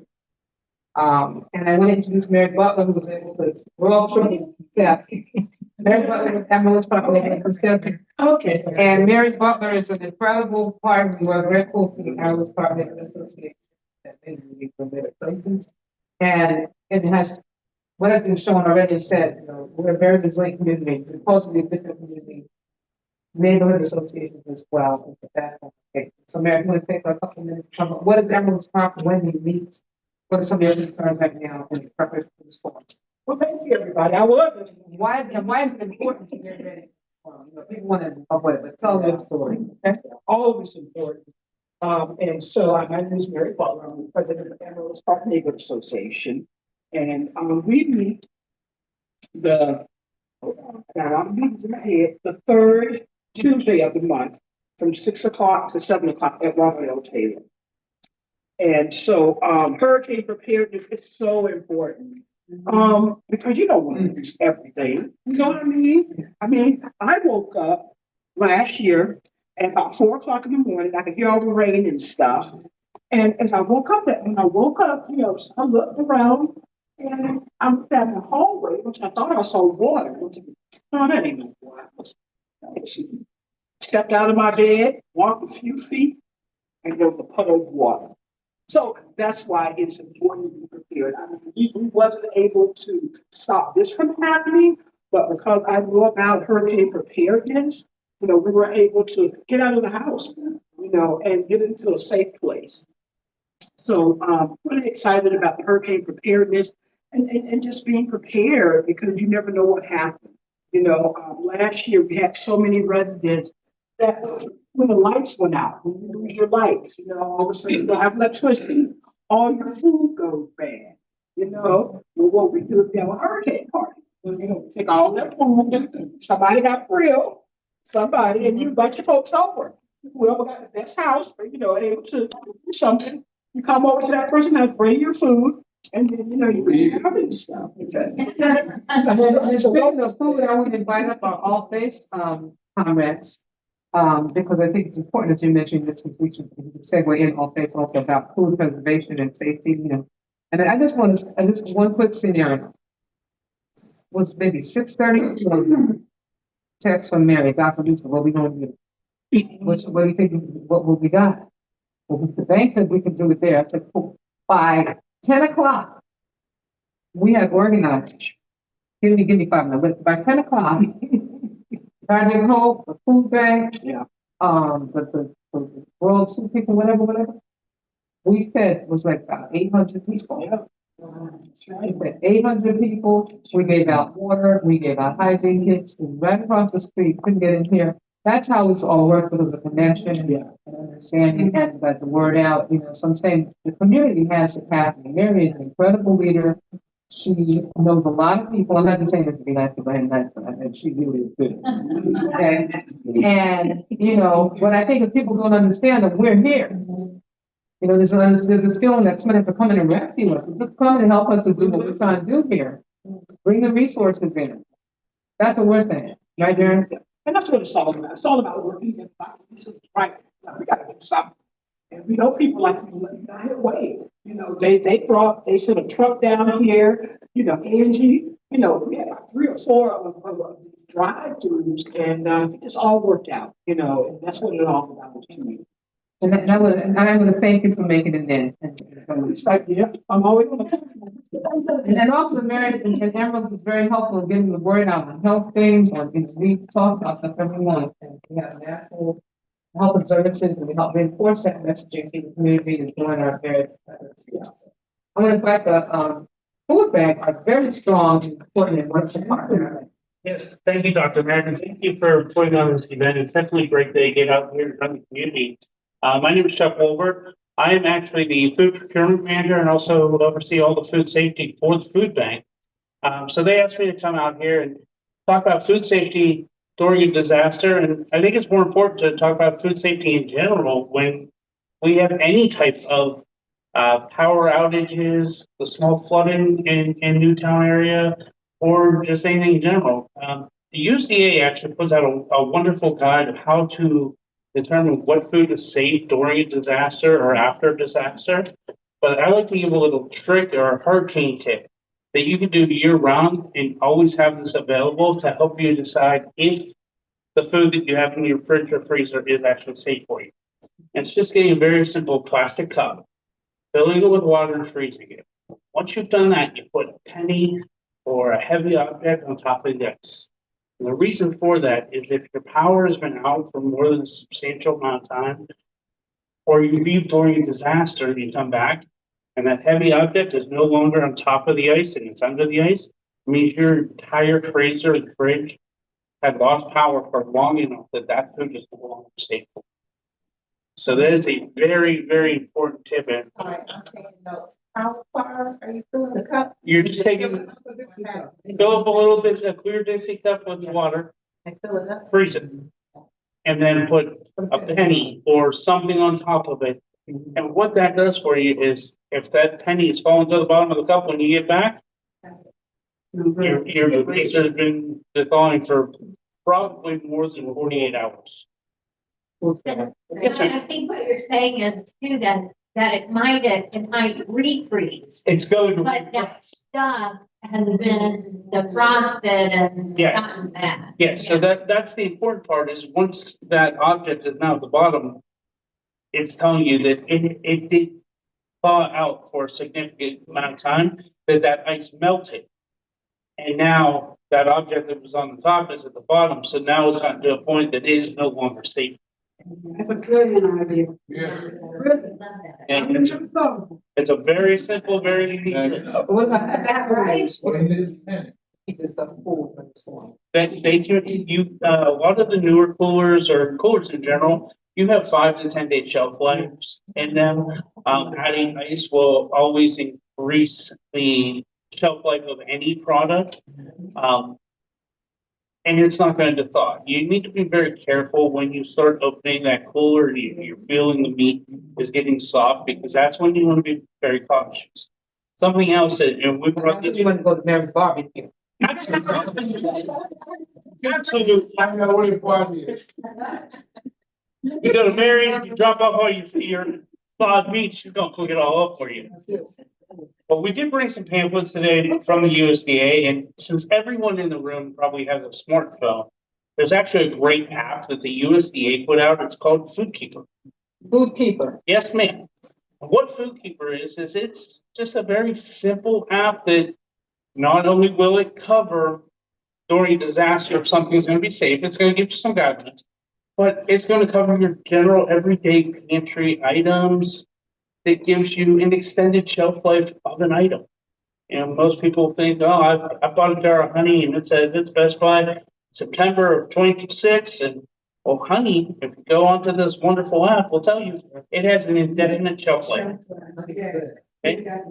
So I always encourage everyone to download that app because it's going to tell you how long that extra pantry food is good for. Say it again. It's called Food Keeper, USDA Food Keeper.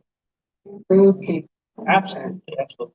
So, we're more than happy to be here. We're happy to be part of this community and looking forward to everything we can do. I highly encourage everyone, build your pantry items as you can. And then also the food bank, we appreciate the distributions that you do. We appreciate that we have, dry goods that you figured out, like these bags, and we give out here at the MHI office and other sites. And it's time for people who might need help navigating. They have an incredible system where they understand how do people get into food insecurity. Let's figure that out. If you have help paying your electric bill, you might have enough money to get your food. Okay. The other thing is, in terms of what kind of foods might people stock up on that can hold through the storm? What kind of things do you suggest? Well, you definitely want your canned entrees, your tunas, your pouch chickens, your And unfortunately, they're not always the healthiest, the SpaghettiOs, the beef raviolis, but those have extremely long shelf lives for a canned pantry item. And most of those are ready to eat. And that's the important part is if you don't have power, you can open the can, and you can still eat the contents because it is fully cooked. That's the important. The other big thing that everyone needs to remember is you should have a gallon of water per person per day for at least 3 days during a storm. Ahead of time. Ahead of time. So as you're starting to build your emergency kits, and honestly, I don't look at it as a hurricane kit. Everyone will talk hurricane kit.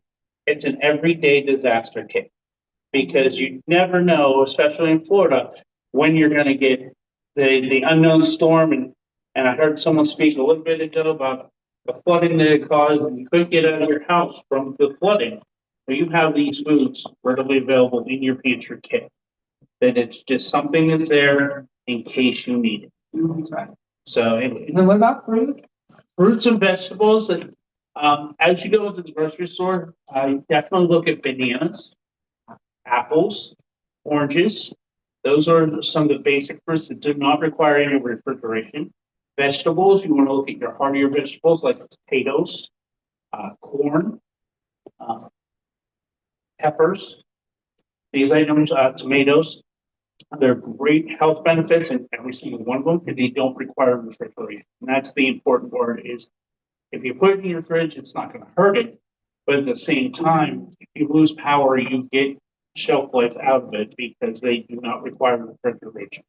What about like protein powders if you have water and you can make shakes and things like that? Protein powders are always a good thing. Nutritional milkshakes as well. If you know, a lot of people tend to not like the protein powders because they leave a chalky taste, but they have the nutritional Ensure shakes as well. So you have both options. That is your option out there. Shelf-stable milk is also a good thing when you have those protein powders, because a lot of people would prefer to mix a protein powder shake with milk versus water. So always look for your shelf-stable milks or your powdered milks when you're out there, because you can take a powdered milk. It's usually an 8-ounce thing of powder. You pour it into a gallon jug with your water, and now you have actual cow's milk versus the shelf-stable, ultra-high temperature milk. So those are great items. And Cereal, then you can make it with cereal. exactly, cereal, or granola protein bars. They're always great to have because they are long-lasting items as well. The breads, even a regular loaf of bread, you'll see up north that everyone goes and stockpiles on bread. If you freeze bread, you can get an additional 2 to 3 months out of a loaf of bread. So if you're in the fear of, we're in hurricane season, if you get an extra loaf of bread, throw it in your freezer right now. You can thaw that bread and you still have bread if you can't leave your home or if you need it in an emergency. And we've all seen where the grocery stores, everyone runs and takes the bread and takes the water and the canned goods. It doesn't hurt to have an extra loaf of bread. Yes, ma'am. Okay. Yes, mechanical can open. Yes, ma'am. I want to ask about the shelf-stable milk. Yes. Now, what is the shelf life? Because I have put some in the cabinet, forgot about them, to save me for emergency, and then my shelf-stable started shrinking in. With one of the boxes, sucked up. Was it opened at all? No, It does happen. It could be a manufacturer's flaw. Most of those should not start shrinking if they have not been, if the seal has not been cracked in. okay. So. So it was probably manufacturing issue. Well, I threw it away because I wasn't sure. If you ever have questions, chuck it. Okay, that's Dr.Addae's advice. If there's any questions, I'll give you the food safety advice is when in doubt, throw it out. Throw it out. Yeah.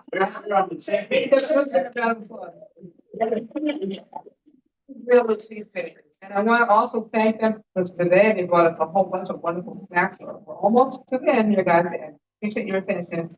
But we have a lot of things, and if you're serving any populations, we're going to encourage you to take some of these things with you to help give it on people.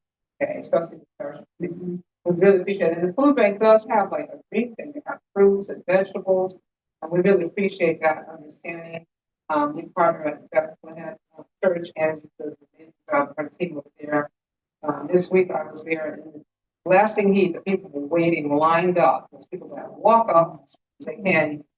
And then there's the drive up, and they're all there waiting patiently to get their bag of food. And there's a little bit of encouragement for the NHI's information.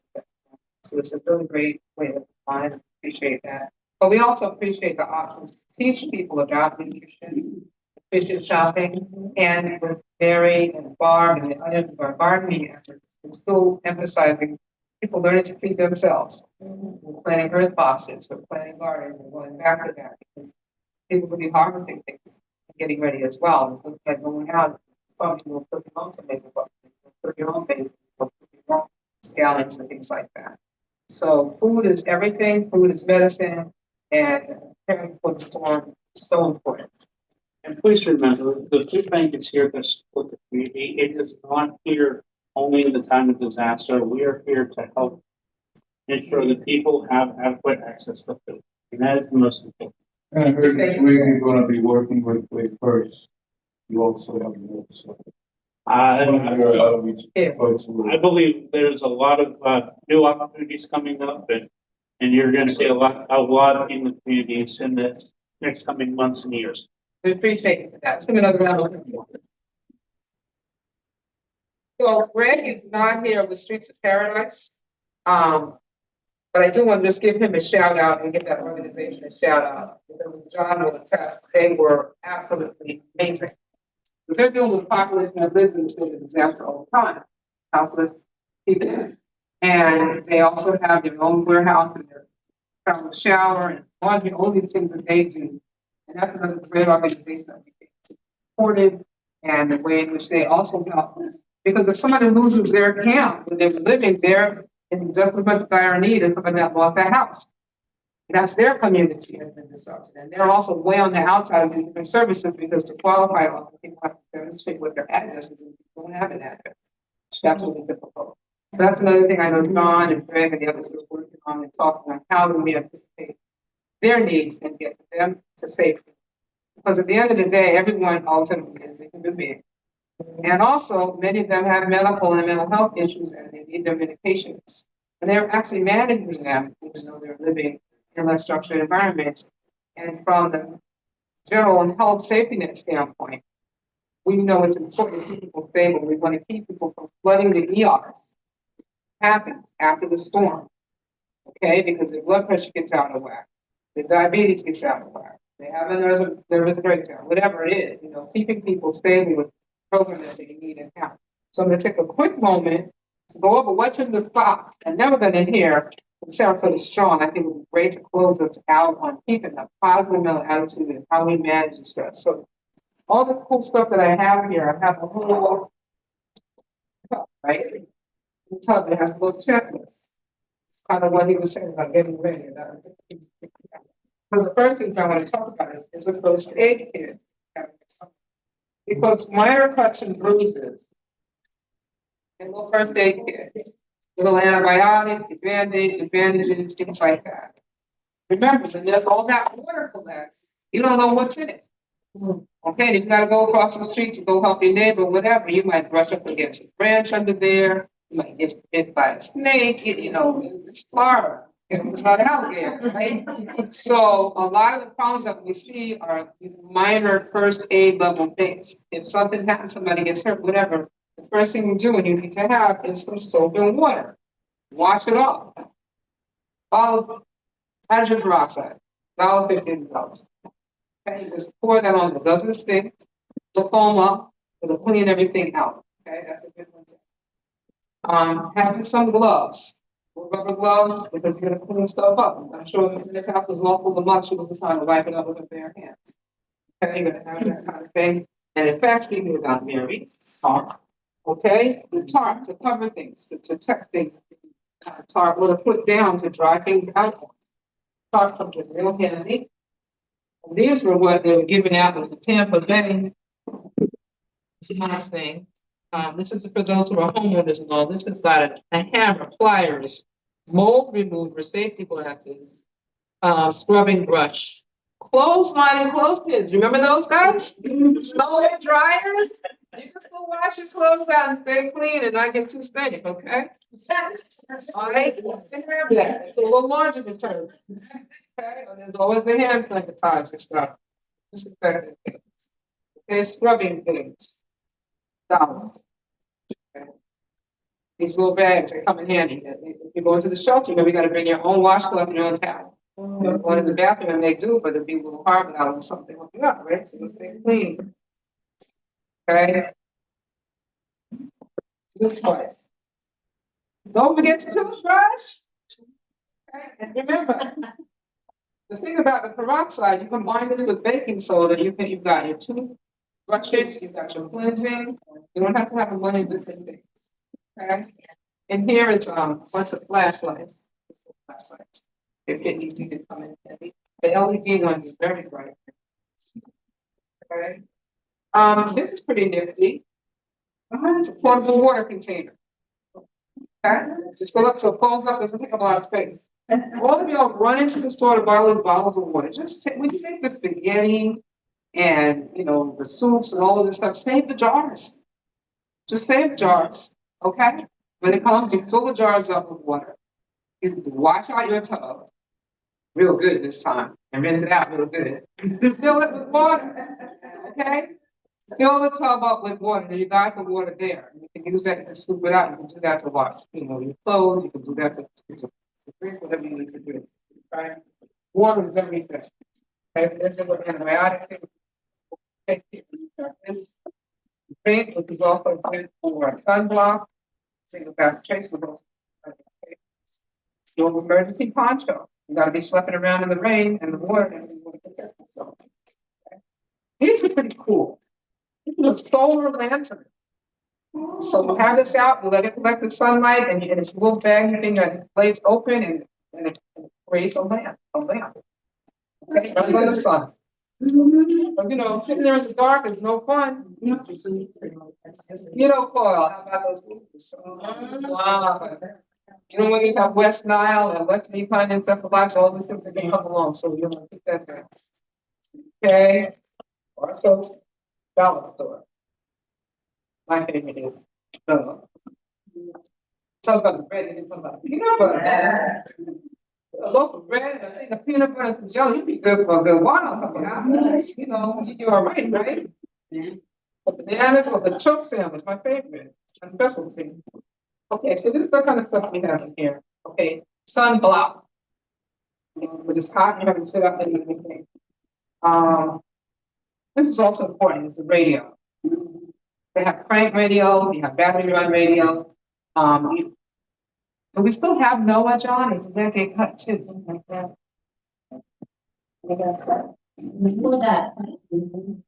Yeah, well, tune into whatever you can find and listen to what's happening.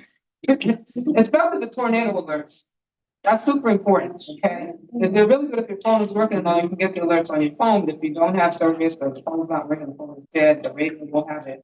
Because the tornadoes, if you think about the damage and for that was called, tornadoes is what popped.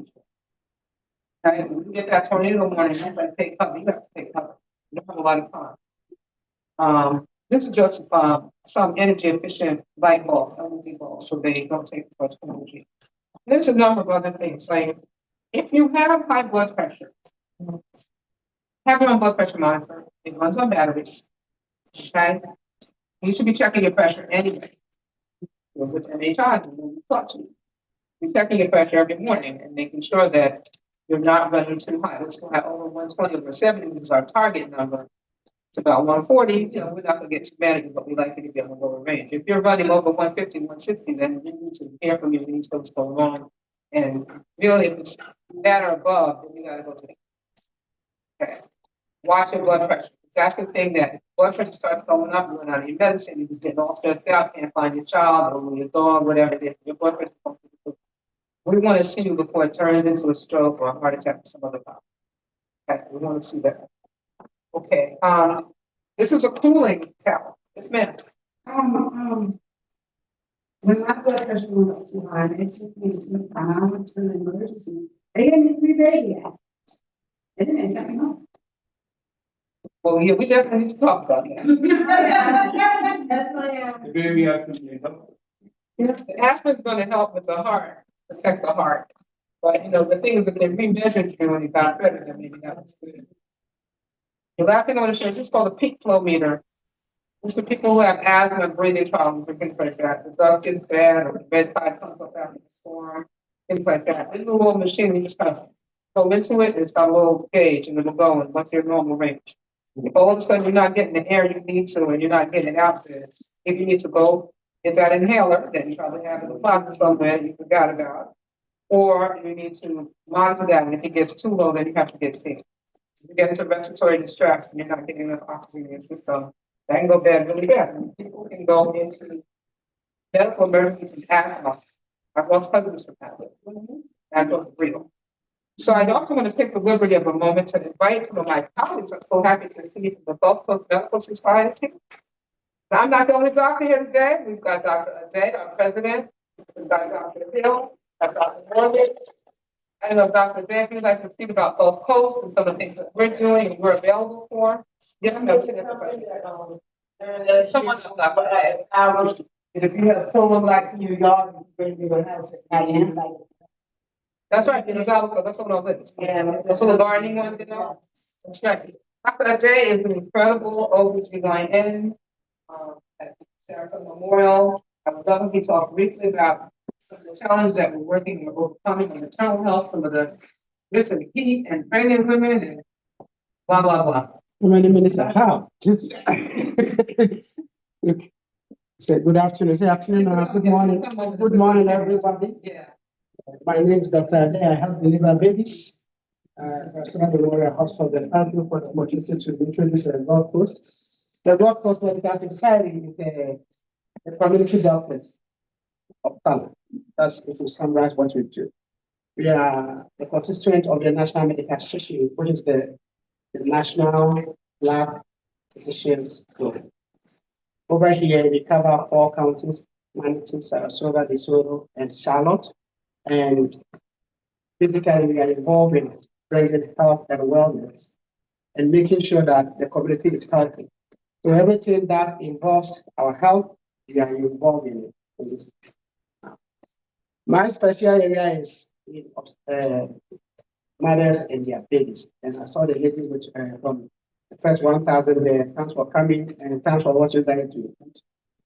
As you guys know, most advanced countries, they are doing very well with maternal health. And we are the only country that's going in the wrong direction over and over years and years and decades for decades. And that is a struggle for us. And that's something that we are working so hard to identify the cause within our community. One of the areas that we have identified is lacking access to care and how the healthcare is not adapting to our needs. We have this structure there, what's algorithm where we follow, and it doesn't fit in, right? And so our job is how do we work with the community to integrate our experiences in the healthcare system. Because the all-size-fit-all model of healthcare, we know that is not working. Now, currently, like most of the organizations that's involved in public health and the health as a whole, we are facing a lot of challenges in terms of the support that we need to have from the federal government. That means that we, within the community, have to pool our resources together to be able to make an impact, right? And so we just came to listen to what's going on. We see a lot of healthcare issues whenever there's a disaster in our community. Now, me as an OBGYN, I'm always dealing with the pregnant women, and do they go into labor when the pressure goes down, when the hurricane is coming? What is their shelter? A lot of my patients are renters, so the person who brought about the renter issue. Yes, we normally rightly focus on the homeowners, but we have a lot of people who are renting in our community, and they are very, very impacted. You know, most of the organizations here work with them in our health fairs, but the important message here is that we need to continue to build a resilient community. And when we are together, there is no challenge that we cannot face. So as the community health care professionals, we are always going to be there to help. Sometimes we need your help. Sometimes we need to make some noise, but the power that be to hear that message. So, Lisa, thank you for what you do. Thank you. Just came to support. Thank you. Thank you. Now you can put out there Dr. Morgan, who's the orthopedic surgeon. You wave your hand, Dr. Morgan. And here's the COAD Institute that has webinars on a regular basis. We share on our MHI website and through our newsletter. And we encourage you to participate in those and learn. It's another way to get good information is we're committed to continuing to provide. And I think that that's important that we get the right information. Well, Dr. Hill, I'm sorry, it's Dr. Hill. Plan and the board of MHI, or help children, and you were next. And it's also on the board of the Sarasota African American Cultural Center, the Robert something else. Yeah, but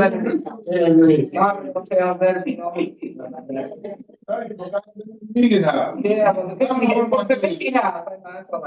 Anyway, there's a lot of good things happening there as we want to keep our history and have our own place to meet and celebrate and do these things.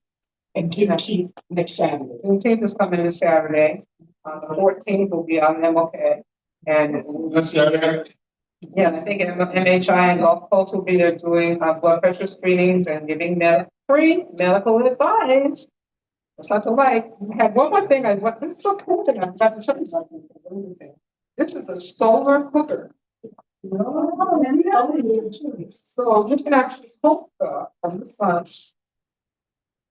You see, it uses the reflective capacity. Barbara's how this all works. But yeah, it's a solar cooker. You put your thing in here and it actually heats up. The sun gets no, it's about frying egg on the sidewalk wall. It's true.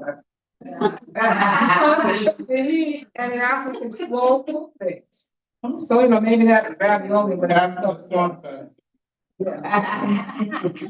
That's kind of cool. That's kind of cool. That is cool. So I just have a couple of other last slides, and then we're going to bring up Andrea with Speaks Paradise, Baby Greg, Sarasota Strong. In terms of the mental health stuff, I wanted to also say there's a book called Me, Myself, and My Amygdala. A mindfulness guide is sobriety and well-being. It's about dealing with addictions, which are also driven by anxiety and PTSD. And it's got great exercises and things that people can work on if they're struggling with PTSD from these forms or whatever else. And it's got images that are wonderful, and they're wonderful also because they're done by my daughter Amara. He was going to push out on that. Okay, so there's After the Storm. I wanted to also make quick mention of the Red Tide Research Study. We have information on the table. As you know, we're working with Ross Camp. We need people from this area. Part of that. And we really would appreciate your help getting the word out and having information on the table. There's incentives for people. We need to make sure we have full representation, which is part of our role to bring that message to the community to get more community involvement. So please talk to us after this about that study, okay? We have all these things up here. And I also wanted to just take a minute to say that I'm dedicating our program today to my dear colleague, sister friend, Cheryl Powell, who's an ophthalmologist, who unfortunately passed away yesterday. Oh. And, this is why we do this work, because no one is immune to the different things that happen. She unfortunately had pancreatic cancer, and it took her hard and fast. And she was stalwart in terms of serving South Central LA and saved a lot of eyes and a lot of eyesight and did her work, and then she was called home. And so we do this work because we want to take care of community. We want to continue to do this work. And, we just have to do it the best way that we can, in Amarylis Park, Speaks Paradise, and Chance, MHI. There are not that many Black-led nonprofit community-centered organizations. And the work we do is not popular, but less popular because of how we're doing what we're doing. support, so we need your support. Just want to point out that the Flanders Trust has a matching grant. Any donations to Flanders for MHI are matched. So you can give $25 to Flanders and they'll send it check for $50. $100 to Flanders will get a check for $200, up to $500. So, you know, for us to keep doing this work, you get the newsletter out to Bonnie, Angie, Darlene, all of our others who do such good work. We need to continue to support that. Okay, we really do. And so at this point, I'm now going to ask Ms. Ruse. Is that Rob? Sorry. Yes, and our other very strong partners, Sarasota Strong. So we've been doing a lot of things with you guys over the years. Dr. Lisa, I asked Jazz to come up with for just a second because you might be confused. There's SRQ Strong, which is where I'm from. There's Resilient SRQ. So we thought we might just give her just a second to tell what's happening with Resilient SRQ because you all need to know this. And then also you with the 1,000 days. And then, no, I'm with the Newtown Family Center. That's gonna be, yes, that's gonna be, we're actually co-designing with the community. I used to be with Healthy Start. So we'll talk about the maternal, the lack Oh, of. wait, there's Newtown Center too. Okay, we'll talk about all Yeah, that. we'll talk about that. Tell us. But one of the things that Resilient SRQ is doing and what makes us different is that Resilient SRQ, and I'm representing them, but they're the county's program that helps with the allocation of disaster funding. So as of right now, and we have information on our table, those affected by Debbie, Milton, and Ian, we have been granted money. And there are steps to apply for those fundings, and I have that information at my desk, and at our desk. So that's extremely important.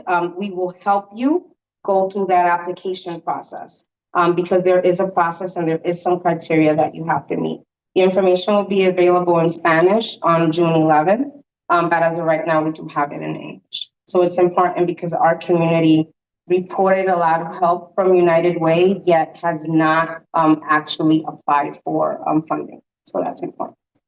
Thank you. So if any of the 3 hurricanes affected you and you still haven't had enough help, like to rebuild or do something at your home, you want to see her at the table because she may have access to funding for you. Thank you. And I will also put the link on our website if you can give us the electronic information. Thanks, Jazz. Thank you, Jazz. Okay, so I'm Andrea Ruse and I'm with SRQ Strong. SRQ Strong, you might have heard of us. We do a lot of work in the Sarasota and Manatee County area to help the community become aware of trauma, the brain science around it, how you can heal, how you can be resilient.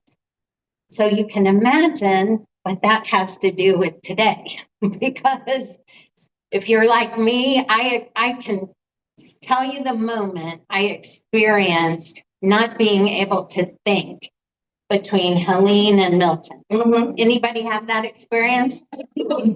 I could not get into what we call our prefrontal cortex, our thinking brain. I was in my survival mode. Dr. Lisa mentioned that the amygdala is the sort of primitive part of our brain that kicks in when we're feeling threatened or fearful or a crisis is coming our way. And it kicks in so much sometimes, fight, flight, freeze, probably have heard of that. It kicks in so much sometimes that we can't think. This part of our brain is kind of shut off from us. What I want to talk to you about today is what are some things you can do now, start doing now, practicing, that will help strengthen your ability to get into that thinking brain if you need to, help calm your nervous system.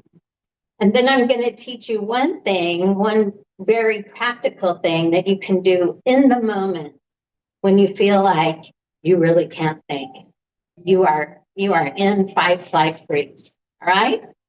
So some of the things you can do as a practice, and you've heard about these: yoga, meditation, praying. I say morning prayers every day. I do a 10-minute guided meditation, just a free thing on my phone, right? I'm training my brain. I'm rewiring some of my brain so that it now can be, my nervous system can be calmer, even in the face of a crisis. So you all could start those kinds of things now to prepare yourself for when and if the next storm comes. By the way, did you see on the slide what the first name storm is? Andrea. So what I'm saying today, I'm declaring today is that Andrea is going to spin out in the Gulf of Mexico. Ain't coming this way. Well, I've used those words on purpose. So anyway, I want to tell you, some of the other things you can do to sort of practice now and keep your brain, try to help your brain learn how to be calm. Things like yoga, I said, Tai Chi. Anybody ever tried Tai Chi? It's a great practice. But mind you, you need to practice. You need to continue to do it. Don't just do it once or twice. Whatever you pick here, try to do it over time. Getting good sleep is very important for our brains and our bodies, right? Co-regulation. I love this one. Do you know that being with other people who are emotionally regulated, calm, can actually help you be calm? We know this if you think about it. Think of a small baby, upset baby. The calm person holding that baby, rocking that baby, usually the baby calms down. The anxious person, irritated person holding that baby, going to continue to scream, right? So for all of us, being with people who are calm and regulated, emotionally regulated, it helps us learn that pattern in ourselves. And finally, very important for before, during, after storm, try not to watch too much TV, Facebook, Instagram. The visuals of the storm coming at us all the time can really dysregulate our system. So if we can limit that, get the information you need, and then turn it off. Go back to it tomorrow, whatever, but try not to watch too much of that. Okay, so what can you do in the moment? There's a breathing exercise that I want to teach you. So deep breathing is always really good for us, and practicing it over time, like I said, helps us kind of rewire our brain and our bodies. But we can use this breathing technique anytime, and it will help you in that moment where you feel like you can't think. You're just stressed to the max. Hurricane or other kind of stressful issue. So this is called box breathing. And box breathing is used by Navy SEALs. Because when they're about to go into a mission, they want to be able to think on a dime, make a good decision, use their logical brain, right? But if they're anxious and upset and stressed, it's hard to do that. So they use this box breathing right before they go on a mission, and it calms their brains and their nervous systems. This is always a little intimidating to do in front of doctors. I'm not a medical professional, but so with box breathing, you think about image in your mind, a box. And we're going to do 4 counts 4 times. We're going to do 4 on an inhale, 4, we're going to hold that breath, 4 exhale, and then 4 hold again. And we'll do this 3 times. Important thing about trauma-informed organizations like SRQ Strong, we try to align ourselves with the trauma-informed principles. One of those is choice. So guess what? You don't have to do this. It's your choice. It's definitely your choice. And if you find yourself, maybe getting a little, like you can feel your blood pressure going up a little bit, or you're having shortness of breath, please stop. Okay, don't do that. This is a practice that we all want to learn how to do, but for some of us, it's not the right calming technique. Okay, so just stop if you start to feel breathless. Okay, you ready? Close your eyes or not, but I'm going to count for you, right? So we're going to inhale 4, hold 4, exhale 4, hold 4. Right, so inhale 2, 3, 4, hold it 2, 3, 4, exhale 2, 3, 4, and hold it 2, 3, 4. Right, another time, and this time when you exhale, exhale through your mouth, almost in a sigh, like, okay? All right, so inhale, 1, 2, 3, 4, hold it, 2, 3, 4, exhale, 2, 3, 4, and hold it, 2, 3, 4. One more time. Inhale, 2, 3, 4, hold it, 2, 3, 4, exhale, 2, 3, 4, and hold it, 2, 3, 4.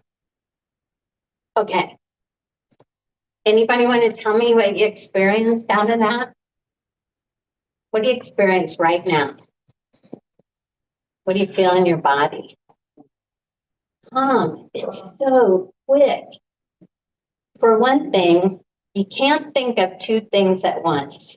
So if you're thinking about all those things you need to do when you walk out of here today, but I'm asking you to do the 1, 2, 3, 4, hard to think of both of those things, right?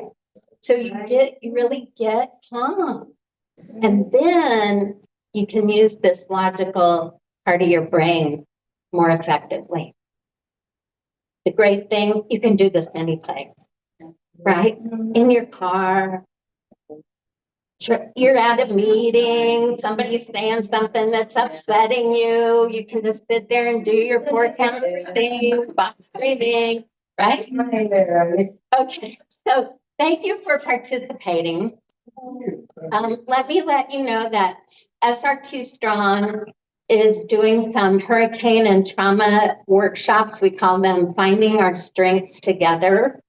This is where we help people who went through Debbie, Helene, Milton.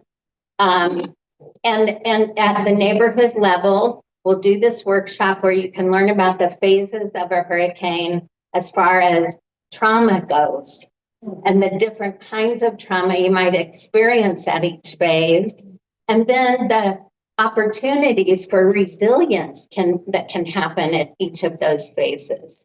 So we're happy to get with you and try to deliver one of those workshops.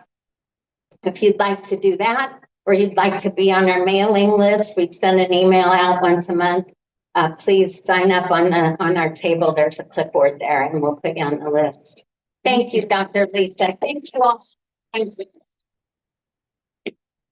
So, okay, is Carolyn still here? She left. Somebody here with Carolyn Mason with what she was bringing some information that she wanted to share. What's your stuff there? Carolyn, are you there? Hi. You're back. Did you want to say anything before we finish up? You good with a previous projection? Okay. Well, I think at this point, and I want to just give a shout out to the Unitarians, to Nina and the Unitarian Universalists and Mary Jo. Thank you back there. Thank you, Mary Jo. Incredible volunteers, always in solidarity with us, with our various efforts and with our volunteering.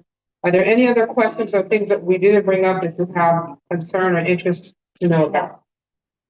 I think it's important to plan for your pets and kids that we talked about ourselves, but I know so many people who are willing to bunker down at home because they think the dog is too big or they're too much too many cats. I think it's important to be planned for your pets as well. And one of those tricks that I'm a foster parent to a lot of animals.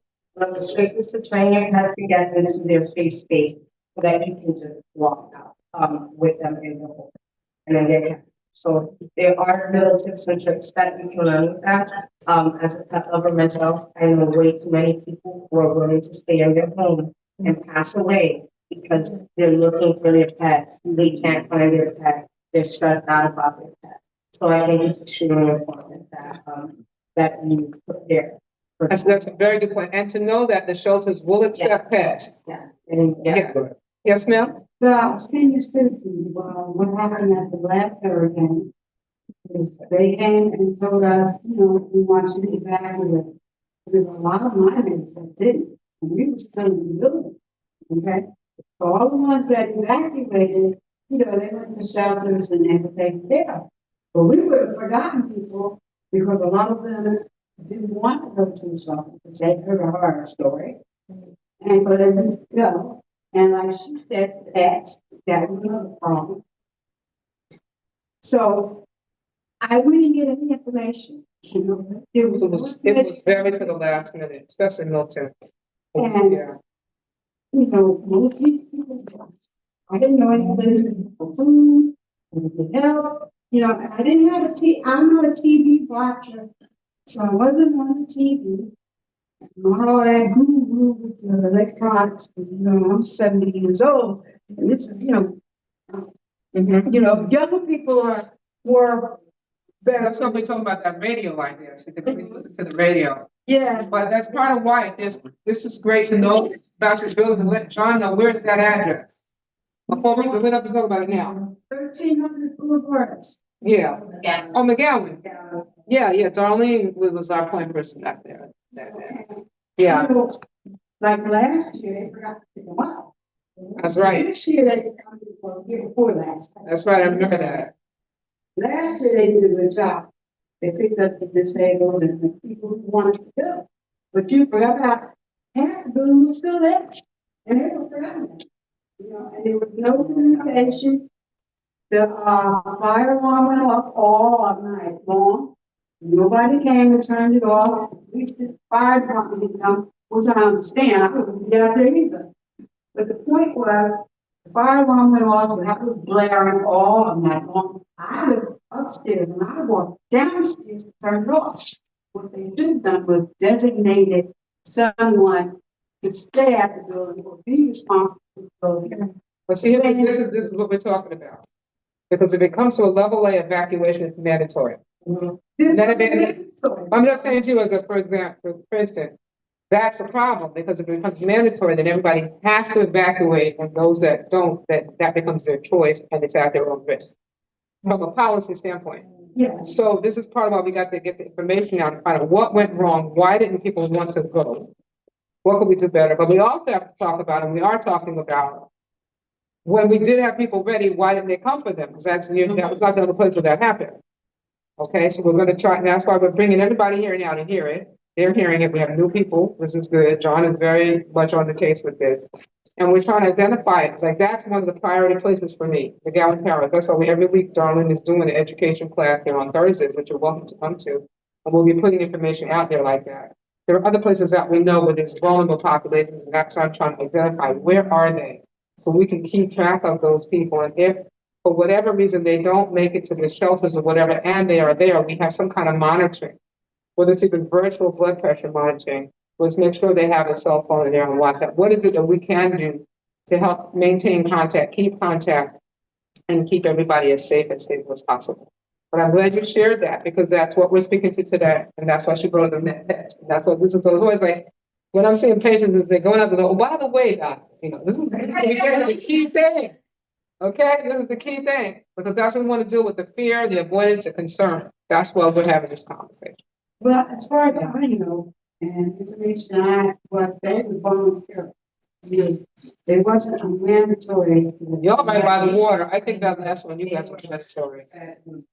Mandatory. I think that's the problem. So one of the things that we can point out, we will get Amber alerts, phone calls, texts, left and right when it comes to a missing child and a missing female. Right. And I mean back to back to back. Right. It's just never ending. We have nothing when it comes to surges or when it comes to evacuation. You might have gotten one random text, I think, throughout the storms. Level A, I don't think people are fully aware of what level they are either.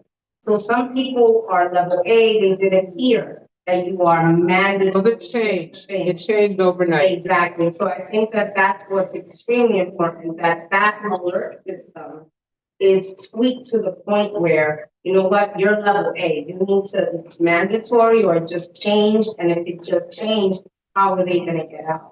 And that's part of what we gotta know where they are. Yeah. So they're on the priority list, and if it shifts, and we know John is like, okay, if you've got the people in this building, this thing, this and this and that, who's gonna deal with them? We need a special envoy to just deal with those people. That's part of my goal with doing all of this. Carolyn, you wanted to answer something? There's a county government has code red. You can go on their website and you can sign up for code red. You will get so many notices about so many things that you will get tired. But it really is good because during those storms last year, the evacuation levels were, if you're in this area, go now. But sign up for Code Red. And because the city of Sarasota, where McGowan Towers is part of Sarasota County government, city residents need to sign up for Code Red too, and you'll get those alerts. I have a home phone, I have a cell phone, I get it everywhere, and it really is helpful. Thank you. Okay. And just understand there's a reason why they do that. Okay, let's remember during Irma, that was a real mess, right? But we had a little time. And if we knew a major Category 5 storm is coming in, we can't tell everybody, y'all all gotta go.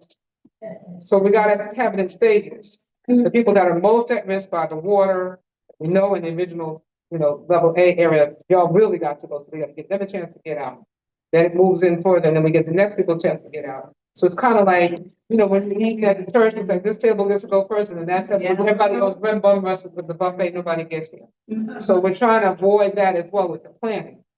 But at the same time, you've got to be aware, okay? It requires personal responsibility.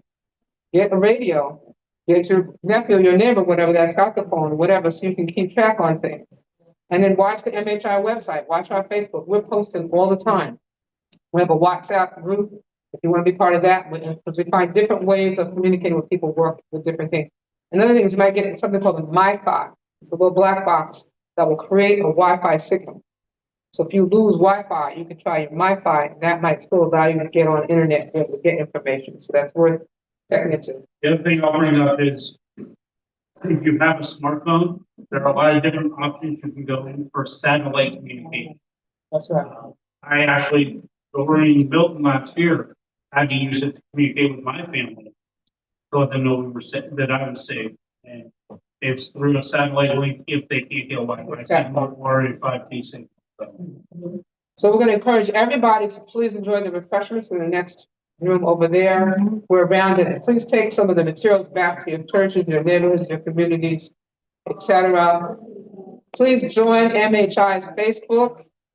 Please keep your eye out for the next GulfCoast Medical Society, COAD Institute events that we'll be posting, virtually, so everybody can go, or you can look at it later. They're all recorded.